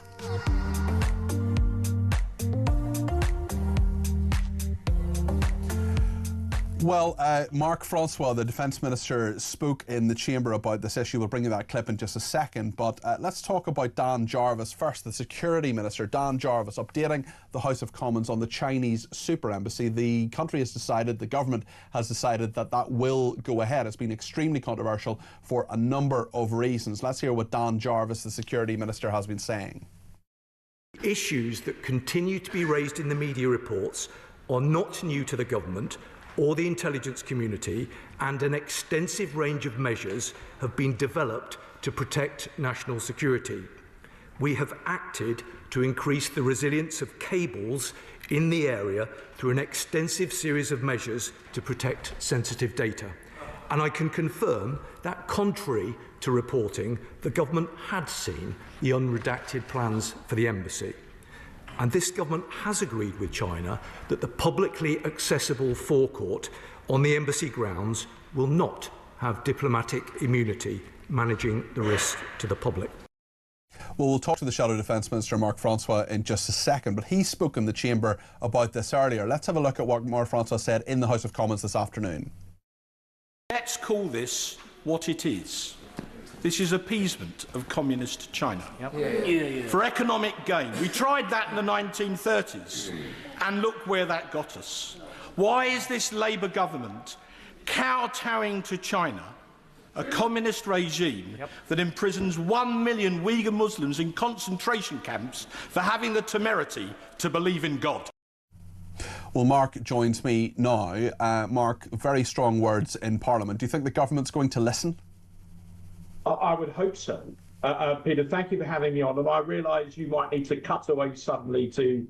We'll keep an eye on the President of the United States. Yeah. Trump, but I know how on me you work. But look, while I'm here, my father fought the Second World War, as you know, so I don't use the word appeasement lightly. But the thing I said just before the clip is there's a pattern of behaviour. So we had the government being weak on Jimmy Lai. They've not really done enough about these so-called Chinese secret police stations on British soil. They could have done more on that. Then we had the whole so-called Chinese spy case, when allegedly people were spying at China's behest on MPs in Parliament. That was dropped in controversial circumstances because it would have been embarrassing for the government with their relations with China. And now this national humiliation of allowing the Chinese to build a 21st century fortress, in effect, in London, right across the road from the Tower of London, our fortress. So when you take all that together, that is a pattern of behaviour, and that is an appeasement of communist China. We saw in the 1930s appeasement of dictators doesn't work. And the government are doing this. They've announced it today so that the Prime Minister can go to Beijing shortly and prostrate himself in front of President Xi and beg him for a trade deal because Rachel Reeves has broken the economy. So I use the word deliberately and with meaning. What, if anything, do you think Keir Starmer can get in return for this decision? This is a major, major decision that has been made. You and many others are calling it appeasement, capitulation, whatever you want to call it. Do you think that Keir Starmer is in any position now to say, give us back Jimmy Lai, for example, sort out the espionage, the secret police station, or is he just too weak now to actually get anything back for this in this horrible world of realpolitik we apparently live in? Well, we all want to see Jimmy Lai released. He should never have been in prison. But that doesn't mean that the government should have entered into some Faustian pact with communist China to get him released, if it turns out that is what has happened. You know, we should not be pandering to a communist regime that is threatening Taiwan on an almost daily basis. Over 80% of all the West's high-end computer chips, the sorts of things in phones and cars, come from Taiwan. If China were to capture Taiwan, all of that supply chain would be put at risk. So we should be standing up to China. That's what the British people want their Prime Minister to do. They don't want to see him prostrate himself in front of a communist dictator. And that's why people are using words like surrender, because to the man or woman in the pub, that's exactly what it looks like. We should be far more robust with China. And I think the government are going about it entirely the wrong way, hence my comments. They are, of course, dealing with China. China's a fact of life. China's an economic fact of life. When you see people like Mark Carney, for example, former governor of the Bank of England, now Prime Minister of China, looking to China, you see an American president who clearly is not enamoured with this country, who clearly is not enamoured with our Prime Minister, especially over the Scours deal. Do you blame Mark Carney and others for saying, well, actually, the old alliances are perhaps breaking down? Well, I'm not saying that we should never trade with China. That's not my argument. But I'm saying we should do it in a clear-eyed way. We should understand the nature of the regime that we're dealing with. You know, we shouldn't be naive about it. That is what I'm saying. And look, I've come hot foot from the chamber where we're debating another surrender to China indirectly.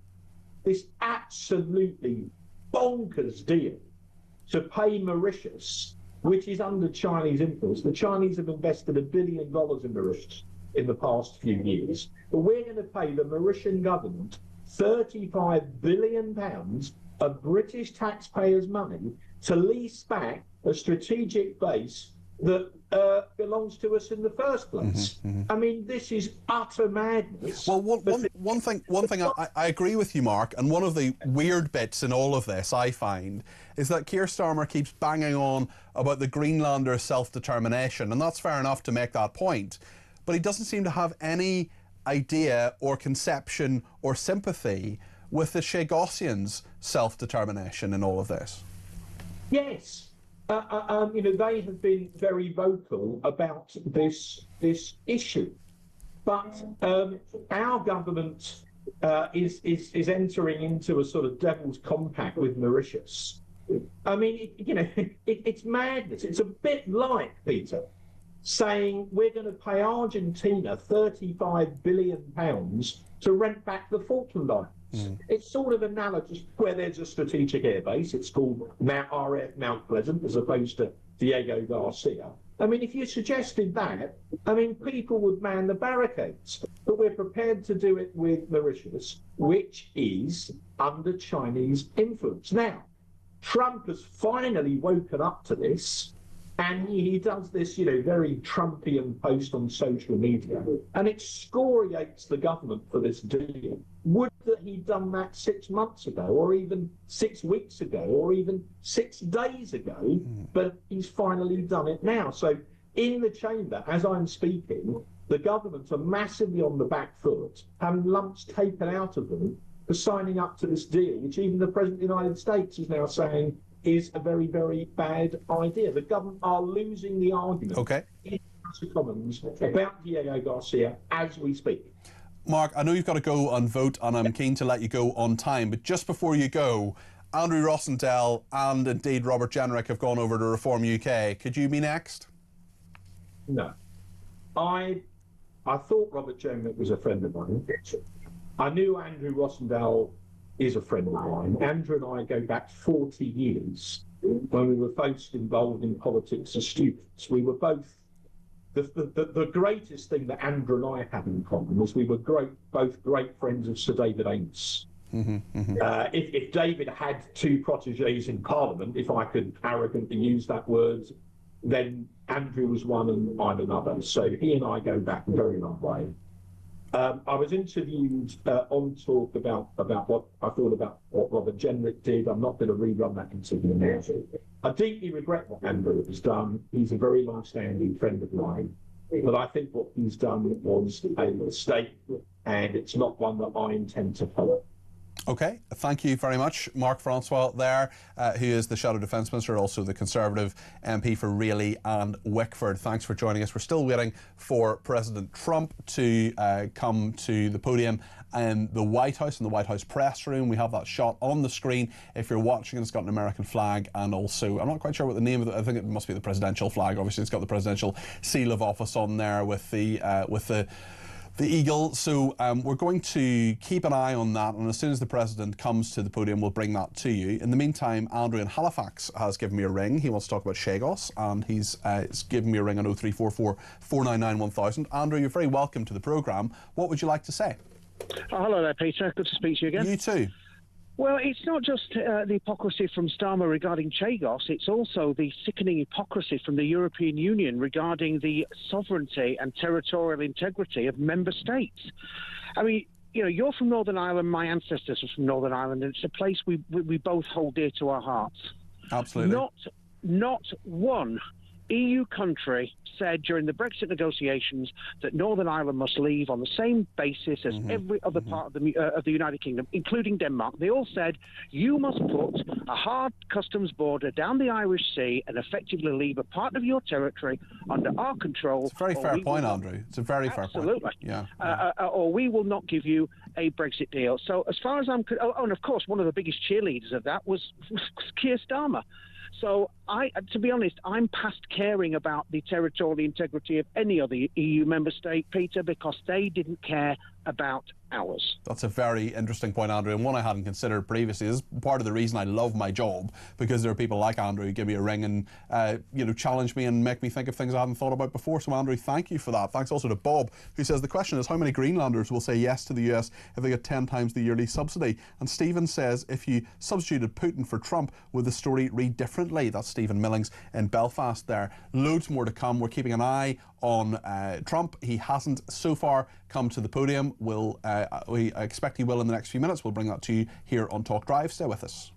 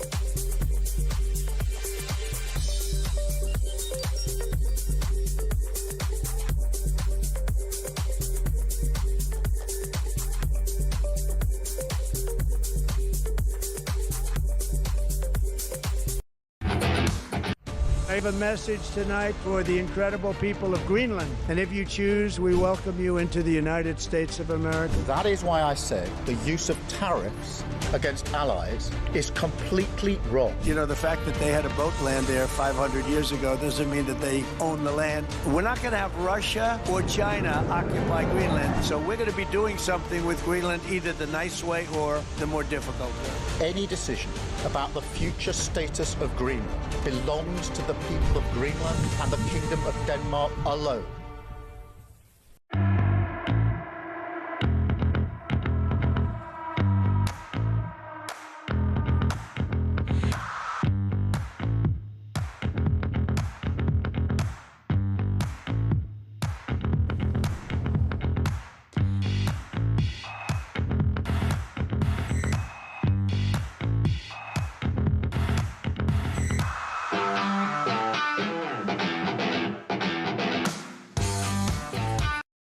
Across the UK, on DAB+, on YouTube, on your mobile, and on your side. This is Talk. Well, we're still waiting for the President of the United States, Donald Trump, to speak in the White House. We were told 6 o'clock. It's now 6:20. We'll see what happens, and when he speaks, we will, of course, bring it to you. In the meantime, we're going to talk a bit more about Jennifer Mele in Epsom. She was the nurse who was warned over using incorrect pronouns to address a transgender patient. Of course, they were not incorrect because he's a man. She's going to face no further actions.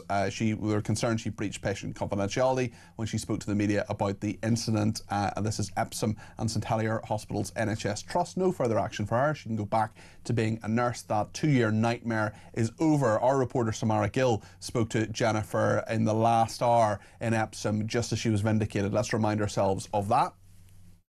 There are great spirits over here, Jennifer. You have been exonerated. How are you feeling? You know what? I just busted into tears and shaking. I said, thank you, Lord. This is such an incredible moment of my life. And seeing that we have victory. And now we urge West Streeting now to put in the policies immediately. Absolutely. Yes. What do you have to say to Labour? I mean, they weren't very supportive to you throughout this entire sort of journey. What do you have to say now? At least you've triumphed and you've won. And I've got the Darlington nurses, some of them behind me as well, who were exonerated last week.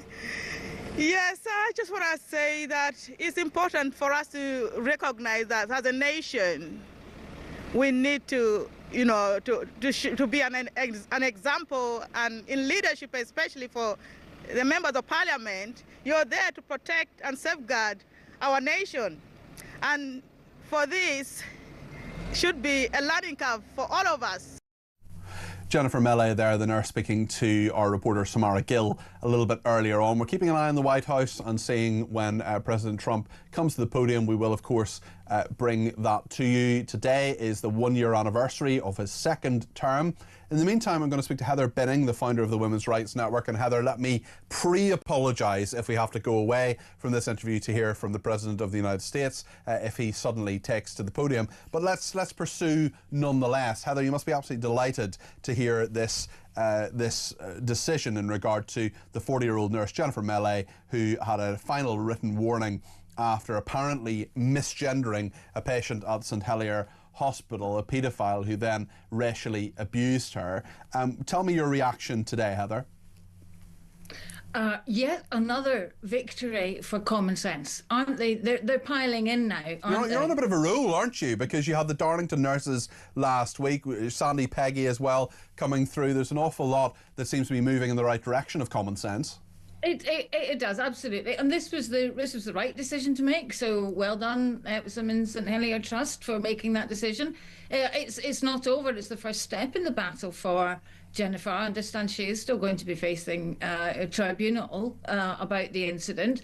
But really, when we look at the situation, when a white male racist paedophile is prioritised, and the feelings for him are prioritised over those of a hard-working black nurse, female nurse, It's quite the leaders. The brains of our leadership have turned to mush with this ideology-driven belief that we've got to be so kind, we've got to trip over ourselves, and we've got to tell lies, and we've got to convince our brains to tell us lies in the heat of the moment. When a nurse is treating somebody, she must first and foremost think about what pronouns he wants to use, rather than think about what is the best care that he needs. Jennifer was abandoned by the Royal College of Nursing, by her union, the Nursing and Midwifery Council, and it is utterly appalling. Who on earth was she supposed to turn to? Of course, she should be able to speak out. She should be able to tell her story, what happened to her, because it is so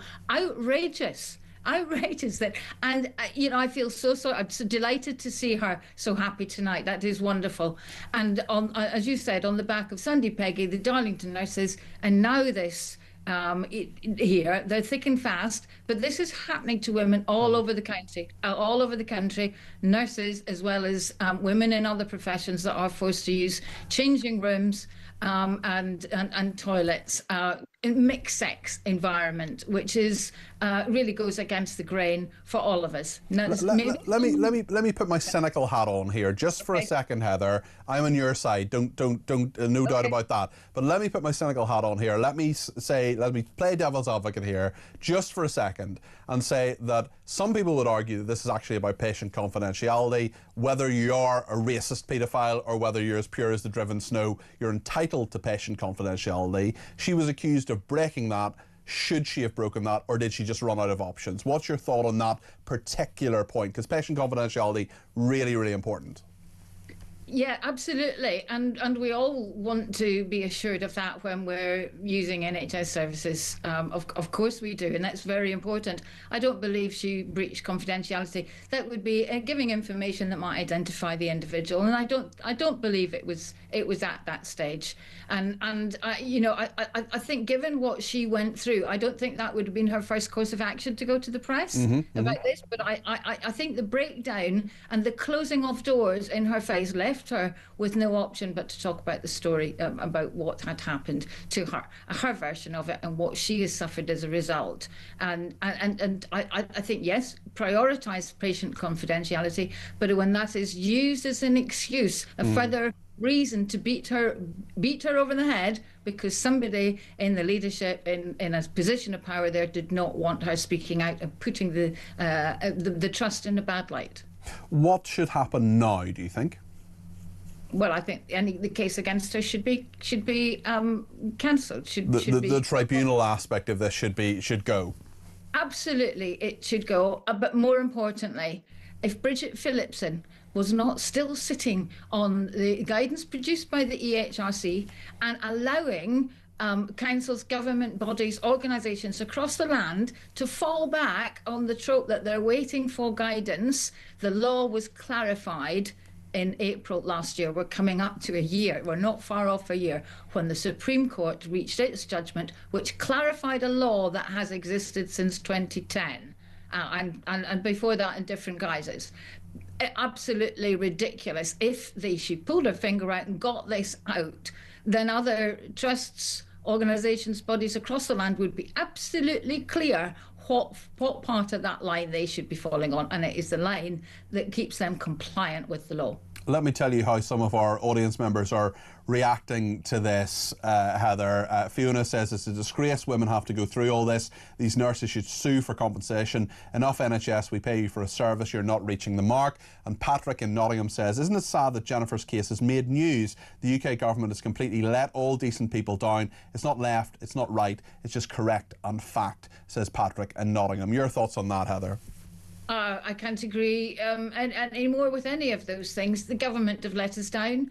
They say they support the Supreme Court ruling, yet they're not doing anything about it. They're leaving trusts and businesses who we already know had this ideology has done a really, really good job of persuading them to follow a law that is not really not the law, that it has no grounds, and it leaves them helpless when they come to these situations with their employees, with service users, when they're left floundering. They are completely in the wrong. It is clear in law. And, who knows what compensation might be payable ultimately. To any of these people, these women that are going through these trials. I mean, and it takes so long. I mean, yes, of course. Well, things like loss of earnings, things like pension contributions and so on, they should all be paid because they shouldn't.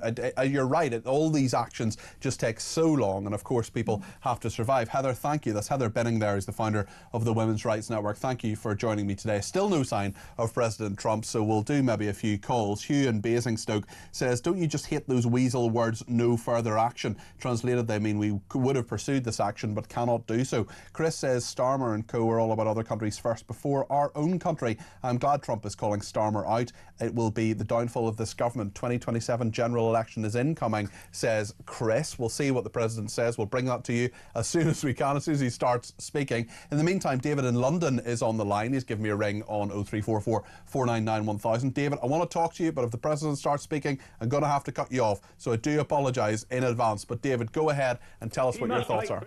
Over me. Sorry, what? Mr. Trump must take precedence. It's dreadful, isn't it, David? It's awful how... Who does he think he is, simply because he's the President of the United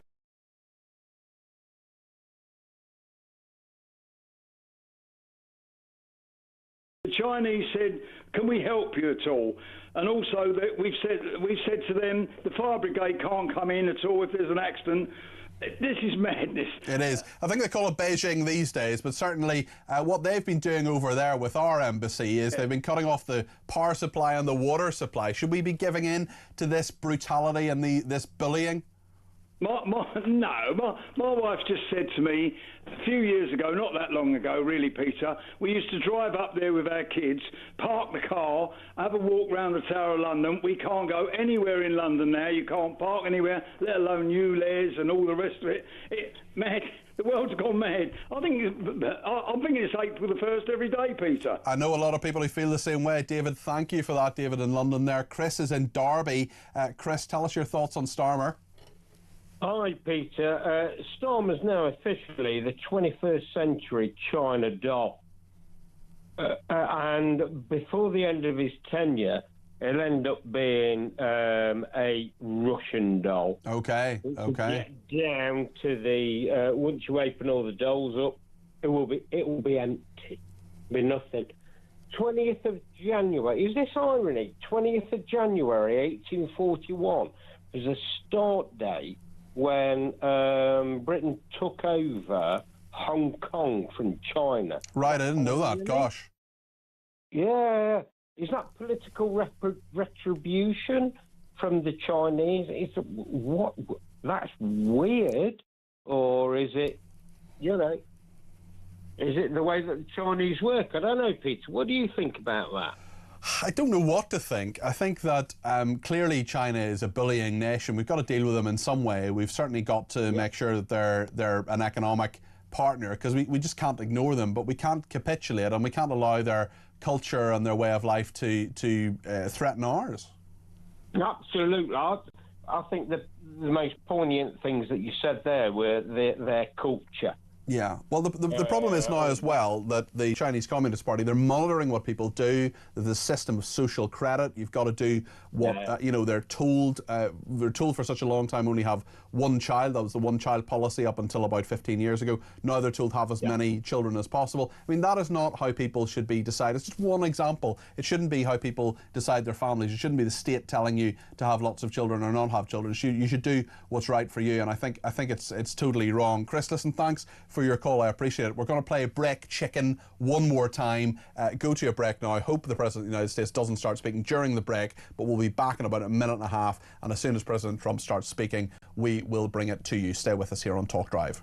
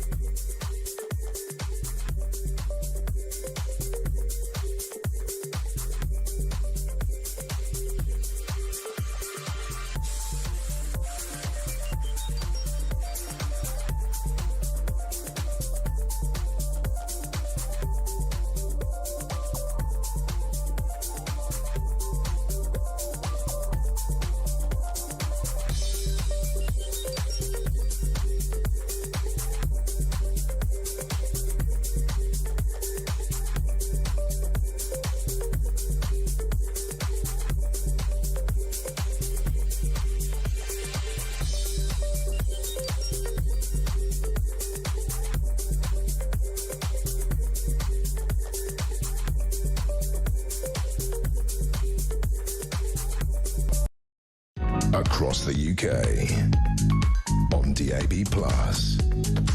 on YouTube, on your mobile, and on your side. This is Talk. Well, thanks so much for all your calls, texts, tweets and messages. John Lucas, who is the night news editor of The Sun, is going to join us in just a second, telling us what's in the paper tomorrow. There's an awful lot going on in Washington too, because the President of the United States, we've been we've been monitoring what's going on. You can see it right now on the screen, that as soon as he comes up to the podium in the White House, we will hear from Donald Trump. There's been a lot that's been going on with Greenland, with Chagos Islands. He's been slagging off Keir Starmer. As soon as we can hear from the President of the United States, we'll bring it to you. But a marvellous warm-up man for Donald Trump is, of course, John Lucas, with me now, night news editor of The Sun. John, obviously Greenland's really important, but what everybody wants to talk about are the Beckhams and those posts online, my goodness. Yeah, exactly. Forget Trump, forget Greenland, forget Chagos, all that. It's all about Beckham and this extraordinary feud that's been going on for months between Brooklyn and his parents. And this actually broke last night. We were talking last night about lots of weighty issues. Yes. And went back down to the newsroom, and it was a hive of activity. Because my phone exploded. People were just like, you have to read this now. Yeah, Brooklyn had posted this extraordinary, several hundred-word post on Instagram where he's talking about his parents controlling the narrative of his life, and there's some extraordinary stuff about what happened at the wedding between him and Nicola Peltz. Now, she's the daughter of this billionaire, Nelson Peltz. So, Brooklyn himself comes from obviously mega rich family, but he's married into even bigger money, and I think that's a source of quite a lot of this feud.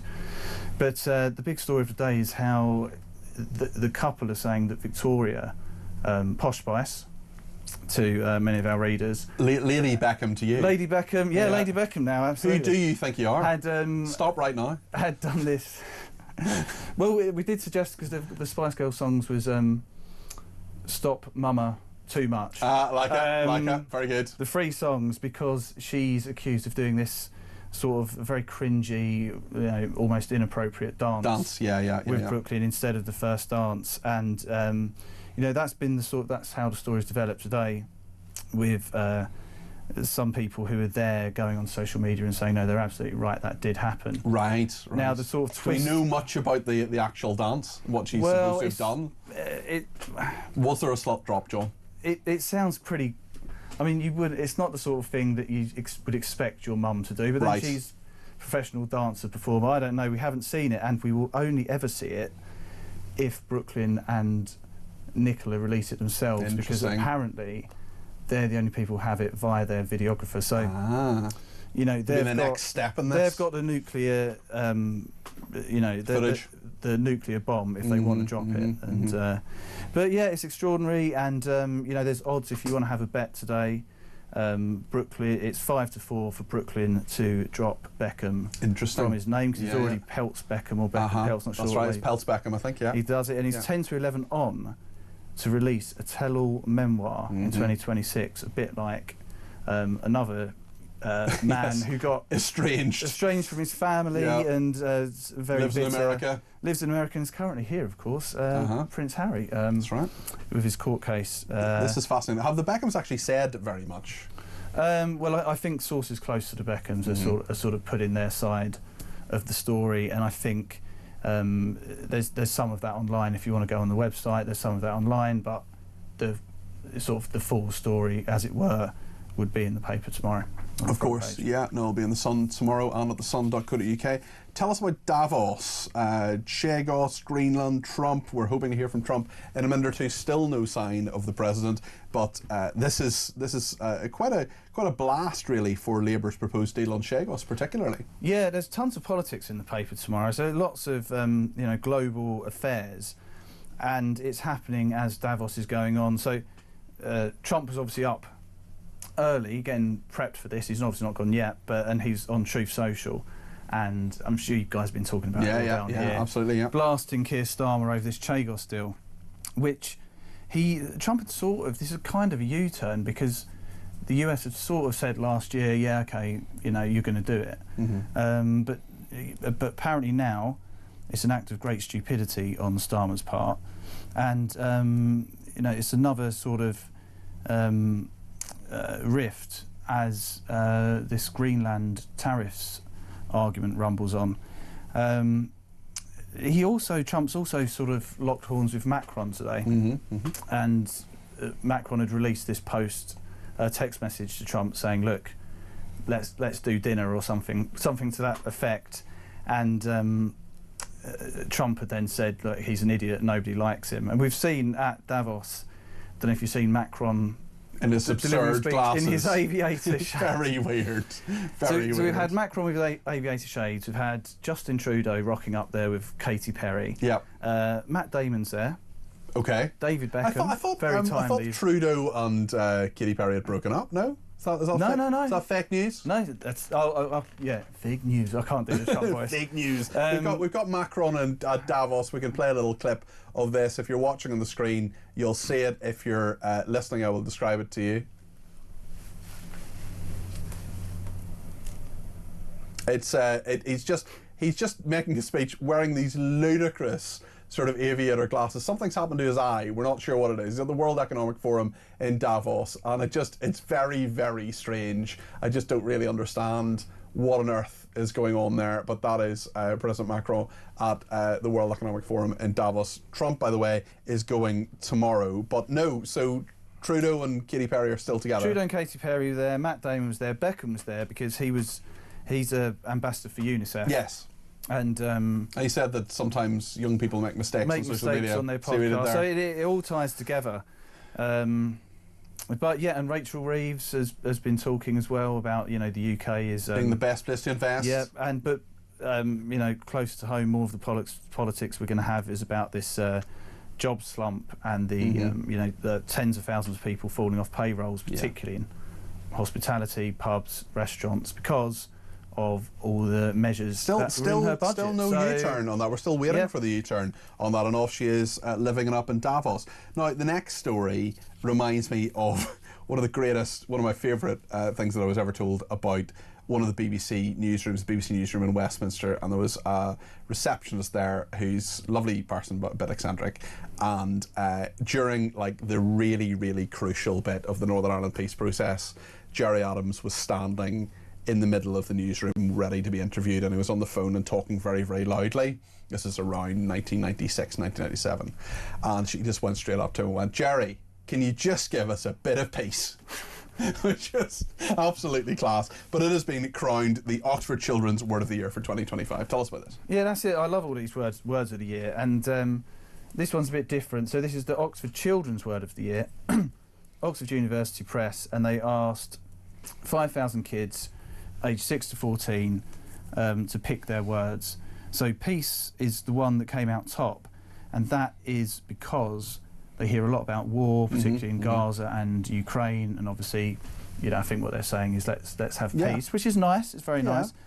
Also, 33% chose AI, and 21% opted for the word resilience. Resilience, that's interesting. I think it's a weird word for kids. Yeah, it is. I hear a lot of... I have a friend who's a teacher, and she says she's fed up being told you've got to be resilient and teach resilience and, you know, put up with things and deal with things and so on. But so maybe that's sort of filtered down. And it's a big buzzword in schools, actually. Right. But it's weird because obviously, do we really teach them resilience? Because there's a lot of snowflakery going on. But anyway, also... 47% of children chose as their slang word of the year 6-7. 6-7. Classic 6-7. Yeah, 6-7. And there's also in that is Aura and Delulu. But Aura? Okay, having an aura. Yeah. And what was the other one? Delulu. What's the Lulu? Delulu, as in deluded. Delulu? He's Delulu? He's Delulu, yeah. Gosh, I haven't heard that before. I don't know if it rings true. I've got a kid, 5-year-old boy. I think if I was to ask him his word of the year at the moment, it would be poop. That's what he's obsessed with. He's going through that stage. He's very toilet humour centred. Right. It's that or the F word. The F word, really? Yeah. Fart. Oh, okay. Yeah. Okay, yes. Yeah. Okay. Well, that's all related, of course. Well, on that note, John, thank you very much indeed for all of that. John Lucas is the night news editor at The Sun. We're still waiting for Donald Trump. He hasn't made an appearance just yet. We're going to play break chicken once again. We're going to go to a break, and hopefully the President won't start speaking during the break, but we will, of course, bring that to you after the break. Hopefully he'll be at the podium before too long. We'll take your calls, text, tweets and voice notes, of course, after the break here on Talk Drive.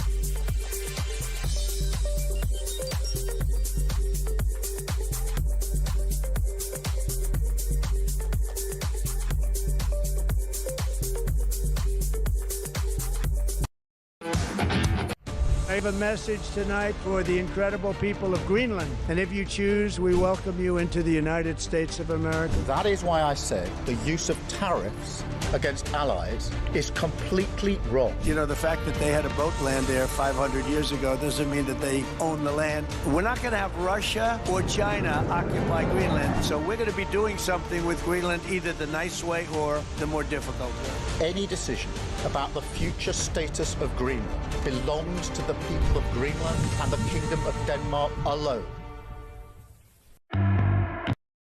Across the UK, on DAB+, on YouTube, on your mobile, and on your side. This is Talk. Thank you to Anne. She says, I'm a qualified nurse. Jennifer did not breach patient confidentiality. This is Jennifer Melee, who was accused of that. She's been cleared. As you have to divulge information that identifies the patient, students and qualified nurses use real-life patients as case studies in academic and reflective pieces. The only thing we change is the name to protect confidentiality. It is a witch hunt, pure and simple. Well, thanks for that. Debbie says, is Macron in love with Top Gun? Who does he think he is? Does he think he's Tom Cruise? He's certainly the height for it anyway. Lots to discuss in regard to China too. Jill's in Cornwall and has given me a ring on 03444991000. Again, to Jill, to Janice, who's coming up after this call, to everybody I speak to between now and 7 o'clock. I may need to swiftly pivot to the President of the United States if he comes and speaks to us. He's 45 minutes later than we said he would be on. But in the meantime, Jill, we'll have a chat. How are you? Thanks for your comments, and tell us what you think. Oh, well, I'm fine, thank you, Peter. Well, I'm just irritated with the fact that we've gone out of our way as a country to prosecute people, Chinese people that work in this country that have been caught spying. Yep. You know, they've been obviously dipping into things that we don't want them to know and taking it to their own country. And now what are we doing? We're building them an embassy with a secret floor down under the basement. And it's supposedly, according to the MP that spoke in the Commons earlier, that the security of this country is their main interest. Concern, yeah. I mean, we've heard Dan Jarvis, who is the security minister, did say earlier that they have seen the full unredacted plans. But we've also heard, you know, if they stay within the law, it'll be fine. Well, if everyone stayed within the law, it would be fine. I'm worried about this, Jill. I don't want this embassy to go ahead. No, I don't either. Unfortunately, I don't trust the Chinese, and I've yet to hear anything that has sort of made them appeal to me as a country that I would want to sort of build an embassy in this country. I'm sorry, I feel that once again Keir Starmer and his stupid government have decided to do something that will do us no good as a country and will put us under some sort of pressure. You know, I just cannot see that this will not harm this country, even if it's just I don't mean guns and stuff like that. But no, I know what you mean. Well, security it's our security in lots of other ways as well, Jill. What should Starmer do when he goes to China later this month? What should he say? How should he stand up for our country, Jill? Well, he can order himself a sweet and sour chicken and bring it home and not say a bloody thing. I'm sorry, Peter, I'm really sorry. I didn't mean to swear. It's all right. It's okay. Don't worry, Jill. It's fine. I just feel that it doesn't matter what he does, he will not come out with the best thing for this country because he's already decided that he's going to let this embassy happen. You know, and once it's up and it's running, then I think it will be incredibly difficult for us at any time, if things came to the worst thing, to get rid of it, you know, and I just don't trust Keir Starmer and his so-called Labour ministers to care about the security and the people of this country. Okay, Jill, we'll just have to end it there because Donald Trump is going to speak right now live from the White House. Accomplishments. We have a lot of accomplishments, and as you know, this is the anniversary, first anniversary, January 20th, and it's been an amazing period of time. We have a book that I'm not going to read to you, but these are the accomplishments of what we've produced. All page after page after page, individual things. I could stand here and read it for a week and we wouldn't be finished. But we've done more than any other administration has done by far in terms of military, in terms of ending wars, in terms of completing wars. Nobody's really seen very much like it. I think it's appropriate that because Minnesota is so much in the fray, and I say to my people all the time, and they're so busy doing other things, they don't say it like they should.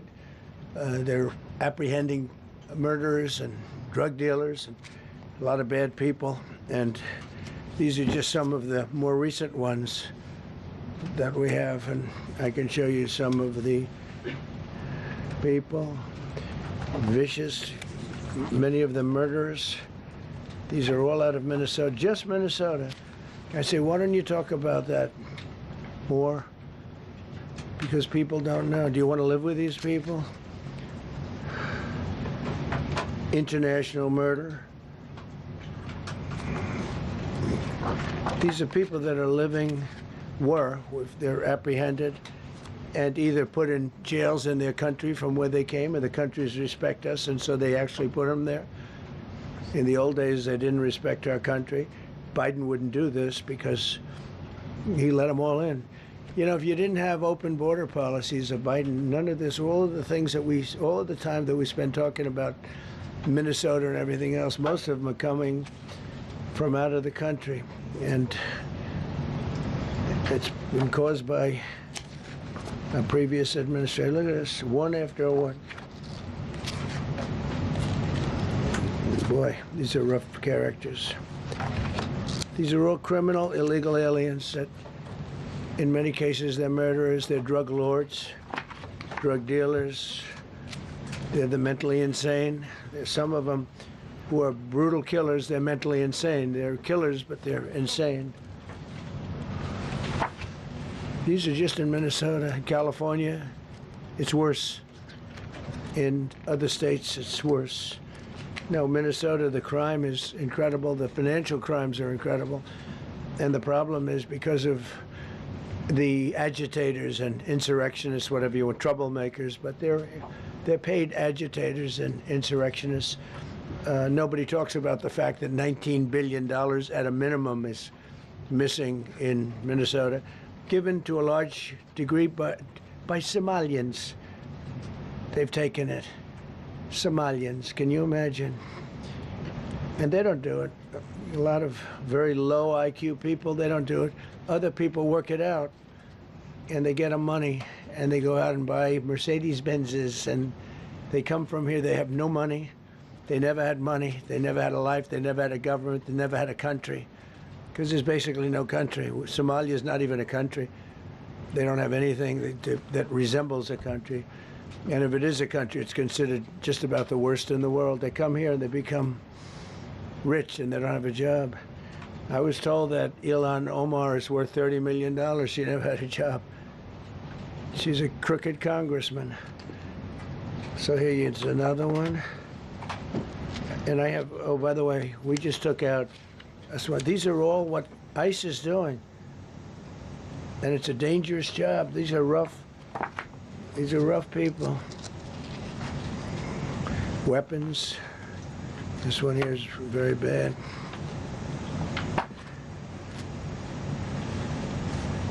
I'm going through this because I think we have plenty of time. I'm going to this beautiful place in Switzerland where we'll be, I'm sure I'm very happily awaited for. In Switzerland, they don't know about this. They don't have this problem. They have other problems, but they don't have this problem. Look, killed somebody.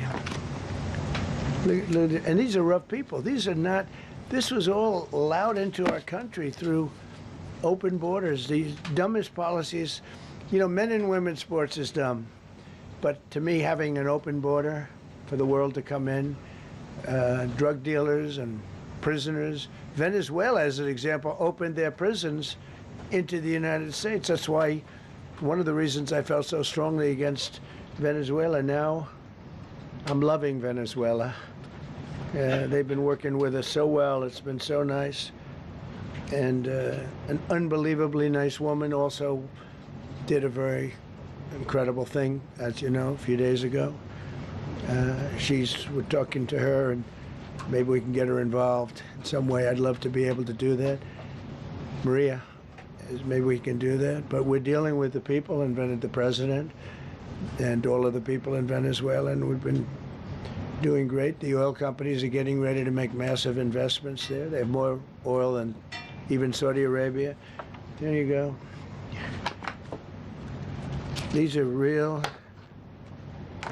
rough water. This is all Minnesota, every one of them. This is one state out of many. And these people are, let's see, yeah, these are all, so far, people that came from outside of the country. They were allowed in by Sleepy Joe Biden, Crooked Joe Biden, whichever you like. You can call him whatever you like. They're both right. He's sleepy and he's crooked. He was the worst president we've ever had. And we've had some bad ones, too. I can tell you, all you have to do is look at trade. You're not getting bored with this, right? I hope you don't. But these are people that you have to see. Strong-arm rape, aggravated assault with a weapon, and many other crimes.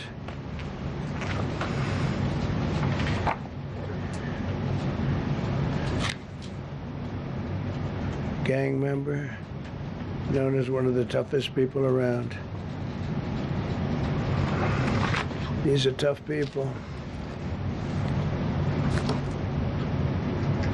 So this is what the people are trying to protect, because all ICE wants to do is get them out of our country, bring them to prisons and jails and mental institutions from where they came. That's all they want to do. They're patriots, and they have to be abused by guys like Don Lemon, who's a loser, lightweight. I saw him the way he walked in that church. It was terrible. I have such respect for that pastor. He was so calm. He was so nice. He was just accosted. What they did in that church was horrible yesterday. Look at this. 24 convictions.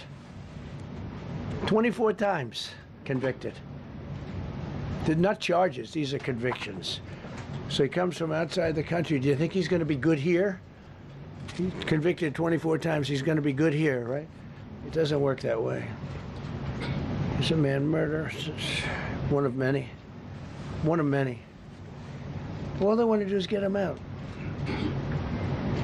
They want to take him out of our country. And we're met with paid agitators and insurrectionists, troublemakers. They're paid. You know, when the woman was shot, and I felt terribly about that. And I understand both sides of it. But when she was shot, there was another woman that was screaming shame, shame, shame, shame, right? You saw it so loud. It was like a professional opera singer. She was so loud and so professional. She wasn't a woman that was hurt, like, oh, my heart's injured. She was a professional. She's shame, shame. She's screaming, shame, shame. I said, that's not a normal person. That's a professional. These are professional agitators and professional people that want to see our country do badly.